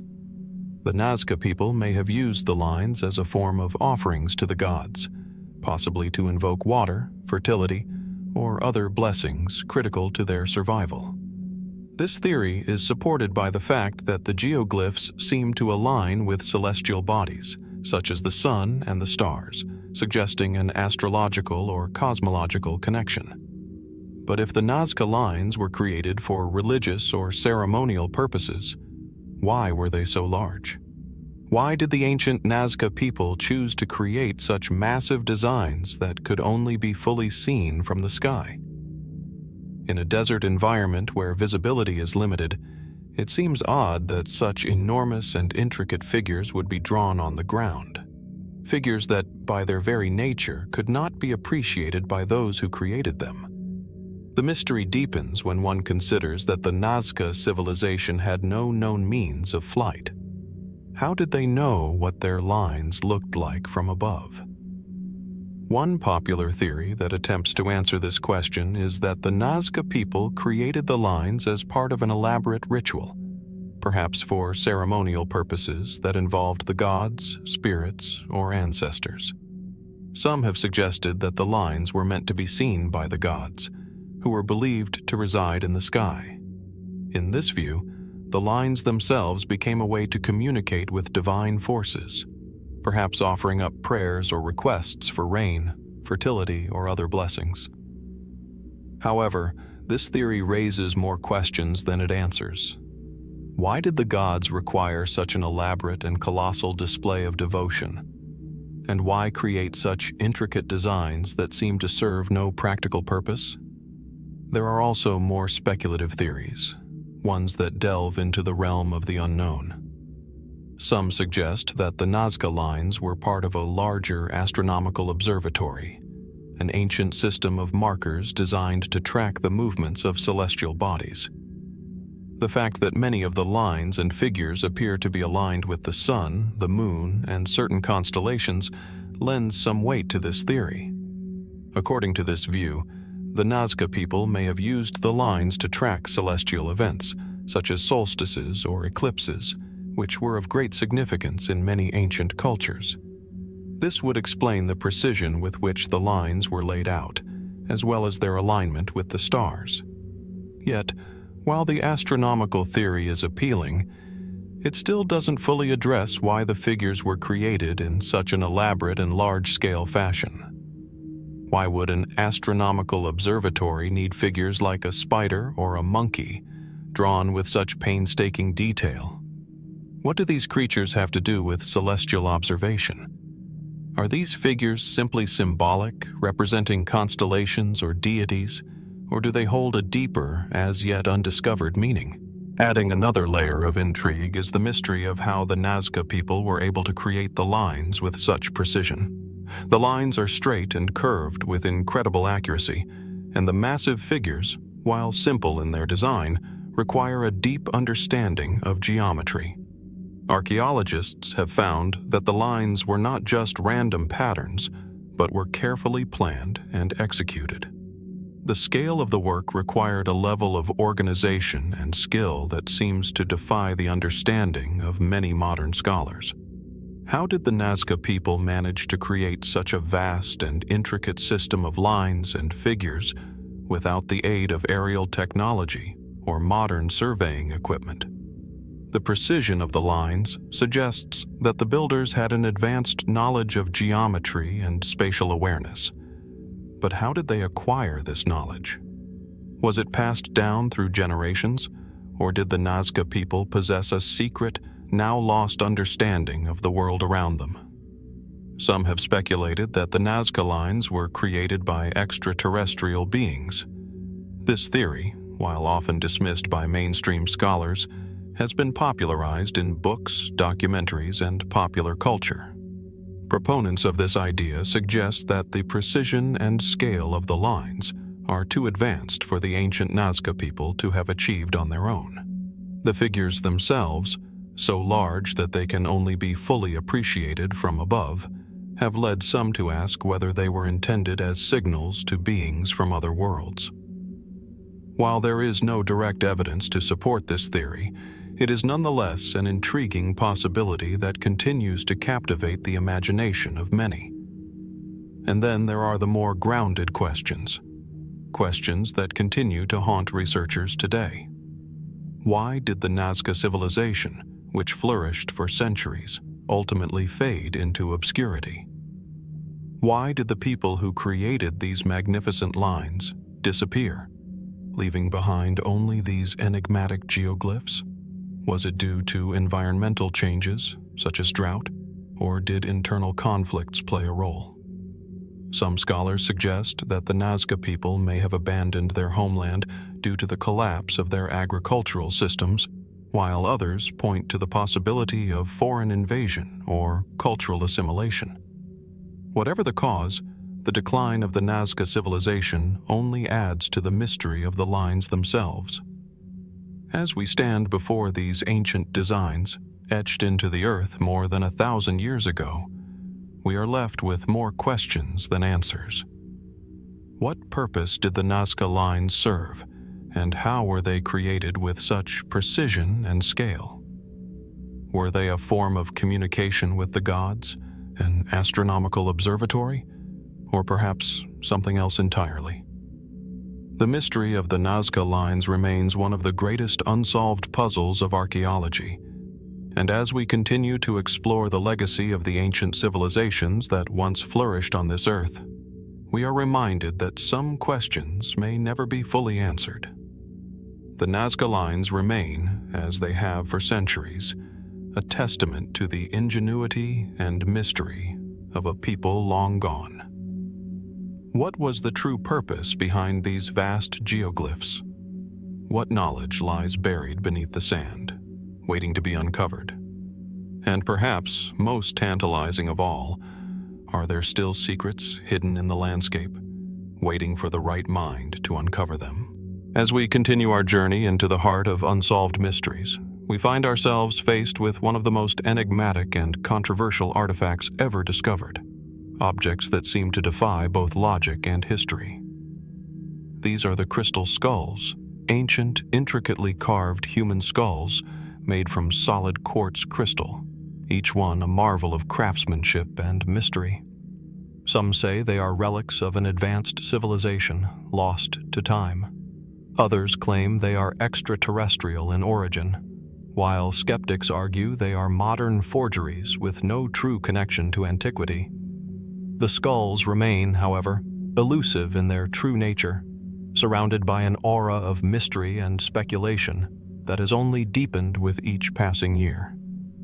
The most famous of these skulls, known as the Mitchell-Hedges skull, was discovered in the 1920s by Anna Mitchell Hedges in the ancient ruins of a Mayan city in Belize. Its story, like the skull itself, is shrouded in intrigue. According to legend, Anna found the skull hidden deep within a temple, surrounded by rubble and dust. As she held it in her hands, she claimed to have experienced an overwhelming sense of energy, a connection to something beyond the material world. But even before this fateful discovery, crystal skulls were known to the world. In fact, several other skulls have been unearthed, each one raising questions about their origins, purpose, and meaning. What makes these skulls so extraordinary is not just the material from which they are carved, pure, flawless quartz crystal, but the remarkable precision with which they were created. Many of the skulls, including the Mitchell-Hedges skull, exhibit details that are beyond what would be possible with the tools available to ancient cultures. The skulls are so meticulously polished that they appear almost translucent, with a sheen that catches the light in a way that seems unnatural. The carvings of the teeth and the jawbone are so detailed that they seem almost lifelike. The craftsmanship displayed in the skulls raises a simple but profound question. How could ancient peoples have created such complex and precise objects without the advanced technology we have today? For decades, archaeologists and historians have debated the origins of the crystal skulls. Some believe they were created by the ancient Mayans, who were known for their advanced knowledge of astronomy and architecture. Others suggest that they may have been the work of other ancient civilizations, perhaps the Aztecs or even the Olmecs. Some claim that the skulls were crafted by a lost civilization, now long forgotten, that possessed knowledge far beyond what we know of ancient peoples. There are those who speculate that the skulls might not even be of human origin, that they were created by extraterrestrials who visited Earth long ago. But despite these various theories, no one has been able to definitively trace the origins of the crystal skulls. One theory posits that the skulls were created by the Mayans for religious or ceremonial purposes. The Mayans, who flourished in Central America from approximately 2000 BCE to 1500 CE, were known for their advanced understanding of the cosmos, as well as their elaborate rituals and offerings to their gods. The skulls could have been intended as sacred objects, perhaps used in rituals related to death and the afterlife. Their lifelike appearance, and the fact that many of the skulls have no apparent means of entry for the eyes and mouth, suggest that they may have been designed to hold a deeper spiritual significance, possibly serving as conduits for communication with the gods or the spirits of the deceased. The fact that the skulls were carved from quartz crystal, a material with metaphysical properties according to some traditions, further deepens the mystery. Quartz crystal is often associated with healing, clarity, and energy, properties that may have made it particularly suitable for use in spiritual practices. Could the crystal skulls have been crafted as objects of power, used to channel energy or influence the spiritual realm? The precise and intricate carvings on the skulls suggest that they were not just ordinary objects, but rather works of art imbued with significant meaning. But what kind of meaning? And why were they created in such a precise and elaborate way? Despite these possibilities, there are significant challenges to the theory that the skulls were made by the Mayans or other ancient civilizations. One of the most puzzling aspects of the skulls is their apparent modernity. The skill required to carve such detailed figures out of solid quartz seems to exceed what was possible for the technology of the time. Most of the skulls, including the Mitchell-Hedges skull, are polished to an almost flawless finish, something that would require advanced tools and techniques that were not available to ancient cultures. Quartz crystal is notoriously difficult to work with, and modern gemologists have noted that the tools needed to shape it with such precision would likely have been diamond-tipped or laser-equipped, far beyond the capabilities of any ancient civilization. This has led some researchers to propose that the skulls are modern forgeries, created in the 19th or 20th centuries to capitalize on the growing fascination with ancient artifacts. It is certainly true that the skulls were first brought to public attention in the early 20th century, at a time when interest in ancient civilizations was at its peak. But even this theory leaves unanswered questions.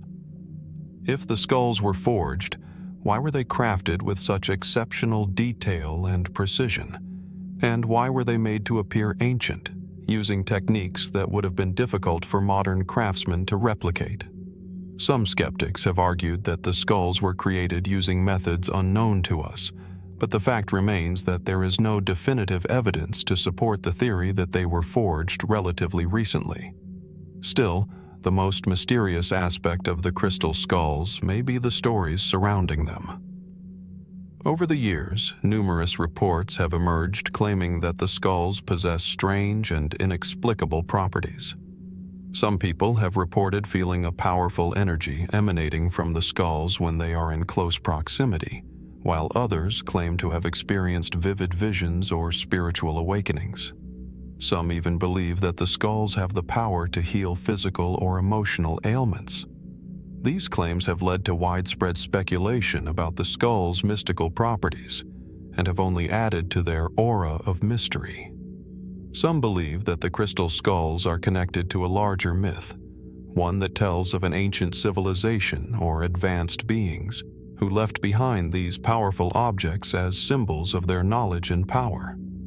According to certain legends, there are 13 crystal skulls in total, each one holding a piece of an ancient secret or prophecy. When all 13 skulls are united, the story goes, they will unlock a hidden power or revelation that could change the course of human history. Whether this myth is true or not, the idea of a cosmic secret hidden within these skulls has captivated the imaginations of countless individuals. As we contemplate the mystery of the crystal skulls, we are left with more questions than answers. Were they created by ancient peoples, possibly as spiritual artifacts or ceremonial tools? Or are they the product of a more recent era, crafted by modern hands with a deep understanding of ancient rituals? Could they contain a hidden power waiting to be unlocked? And if so, what would that revelation mean for humanity? Despite decades of research and speculation, the true origin and purpose of the crystal skulls remain elusive. Their detailed craftsmanship, mysterious energy, and connection to ancient myths continue to fascinate and intrigue. As with many of the mysteries we have explored, the crystal skulls raise more questions than they answer, leaving us to wonder what secrets lie hidden within these captivating objects. What do they truly represent? And what knowledge or power might they hold? If only we could unlock their deepest mysteries. Only time may tell. Nestled in the heart of Mexico, there exists an ancient city that speaks to us across the ages. Teotihuacan, a name that still evokes wonder, mystery, and awe. Once one of the most powerful and influential cities in the pre-Columbian Americas, Teotihuacan's grand scale, architectural beauty, and haunting silence offer only faint clues to its once vibrant past. Today, the city lies in ruin, its buildings partially collapsed, and its streets abandoned. Yet, even in its dilapidated state, Teotihuacan continues to hold a magnetic allure, drawing archaeologists, historians, and curious souls from all over the world, all of whom share the same unanswerable question. Who built this city, and why? At the heart of Teotihuacan stands its most imposing feature, the pyramids. The Pyramid of the Sun and the Pyramid of the Moon rise from the flat plains of the Valley of Mexico, their jagged silhouettes cutting against the sky like ancient guardians. These pyramids are not merely structures, they are symbols, each one pointing to something greater, something far more profound than we can understand today. The Pyramid of the Sun, the largest and most prominent, stands at a towering height of over 200 feet. It dominates the city's skyline, casting long shadows across the entire archaeological site. The pyramid is aligned precisely with the sun, with its steep staircases leading to a flat platform at its summit, from which one can see the sprawling city below, stretching toward the horizon. The Pyramid of the Moon, while slightly smaller, is no less imposing. Its placement at the northern end of the city gives it a commanding view of the Avenue of the Dead, the main thoroughfare that runs through Teotihuacan, lined with massive stone platforms and smaller pyramids. Both pyramids are monumental feats of engineering, their exact construction methods a subject of intense debate.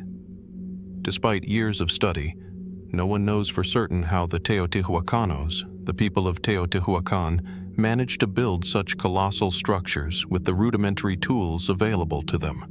The precision with which these pyramids were constructed suggests a high degree of advanced knowledge in engineering, geometry, and astronomy.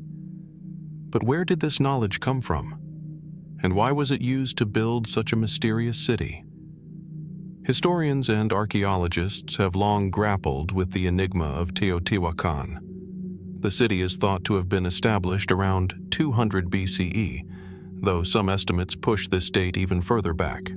It grew to become one of the largest urban centers of the ancient world, with estimates suggesting that at its height, Teotihuacan may have housed anywhere between 100,000 and 200,000 inhabitants. Its people built vast complexes, intricate murals, and towering pyramids, but little is known about the people who lived there. Unlike many other ancient cities, there are no inscriptions, no names, no monumental texts left behind to tell us who these people were. They did not leave us with their stories, nor their gods. Instead, they left behind structures and artifacts that continue to spark more questions than answers. The city's name, Teotihuacan, is not even the name given by its creators. It was coined by the Aztecs centuries after the city's fall, and it translates to the place where the gods were created. This name alone hints at the profound spiritual and cosmological significance of Teotihuacan. The city was laid out with a clear sense of alignment to the cosmos. The Pyramid of the Sun, for example, is aligned with the position of the sun on the day of the summer solstice, and its design is thought to correspond with the 5 points of the Mesoamerican Center, a symbolic representation of the Earth's pivotal role in the universe. Yet, despite the clear celestial alignment and the importance placed on astronomy, there is no conclusive evidence to suggest that the Teotihuacanos had any direct connection to the stars. Unlike other ancient civilizations, such as the Mayans, who left behind detailed codices and astronomical records, the people of Teotihuacan seem to have hidden their knowledge in ways that we are still struggling to understand. Could the pyramids have been intended as observatories, as places of worship, or even as a way to harness the cosmic forces they revered? The question remains open. One of the most compelling mysteries surrounding the pyramids of Teotihuacan is the question of their origin. Who were the builders? Some researchers suggest that Teotihuacan was the product of a single, unified culture. Others propose that it was the result of a complex blend of different cultures and peoples coming together, creating a melting pot of ideas and traditions. There is evidence that the city was home to a wide variety of ethnic groups, but no definitive answer as to who the actual builders were. The idea that Teotihuacan was constructed by a single, unified people has been challenged by the discovery of architectural styles that resemble those found in distant regions of Mesoamerica, such as the Oaxaca Valley and the Gulf Coast. This has led some archaeologists to speculate that Teotihuacan was not built by a single group of people, but was instead the result of the interaction and collaboration of various regional cultures. This theory also raises the question: did the people of Teotihuacan come together for a specific purpose, or were they drawn to the city by a shared vision or spiritual calling? Moreover, the city's sudden and mysterious decline only deepens the puzzle. By the 7th or 8th century CE, Teotihuacan was abandoned, its people vanishing without a trace. The reason for this collapse remains one of the most hotly debated questions in archaeology. Was it due to internal strife, environmental collapse, or external invasion? Or was the city's demise simply the result of a natural cycle, a once thriving civilization fading into obscurity? Archaeologists have pointed to signs of destruction, including burned buildings and evidence of violent conflict. But there is no concrete proof of what exactly led to the downfall of this once great city. Another enigma that has puzzled researchers is the nature of the Avenue of the Dead, the long, wide thoroughfare that runs through the center of Teotihuacan. It is lined with monumental structures, including temples and palaces, but there is no clear evidence of a palace or ruler's residence, as one might expect in a city of this size and complexity. Was the city governed by a single ruler, or was it an oligarchy? And what role did the Avenue of the Dead play in the city's spiritual life? Some researchers suggest that the avenue itself was a kind of sacred path, connecting the earthly realm with the divine. If so, then why the emphasis on symmetry and alignment? Was the city's design meant to represent the relationship between the people and the gods, the earth and the heavens? Even more mysterious is the discovery of what some have referred to as hidden chambers beneath the Pyramid of the Sun. In recent years, archaeologists have discovered a network of tunnels and cavities that suggest there may be undiscovered artifacts, relics, or even a deeper purpose to the pyramid's design. Could these hidden chambers hold the key to understanding the true purpose of the pyramids, and perhaps the identity of the people who built them? Or do they point to a more esoteric understanding of the city's significance, one that we are still struggling to comprehend? As with many of the great archaeological sites of the world, Teotihuacan raises more questions than it answers. The grandeur of its pyramids and the complexity of its layout speak to a civilization that was both sophisticated and deeply attuned to the natural world. Yet the mystery of who built Teotihuacan, why it was built, and what happened to its people remains unsolved. The answers, if they exist, may be buried beneath centuries of dust and stone, waiting for the right questions to be asked. In the end, perhaps it is not the answers that are most important, but the questions themselves. The wonder and awe that the pyramids of Teotihuacan inspire in those who visit them. The ancient city still stands, silent and imposing, reminding us of a civilization that achieved greatness but left behind few clues to its true nature. And as we stand before the pyramids, we cannot help but wonder, what secrets are hidden within the stones of Teotihuacan, and what still remains to be uncovered?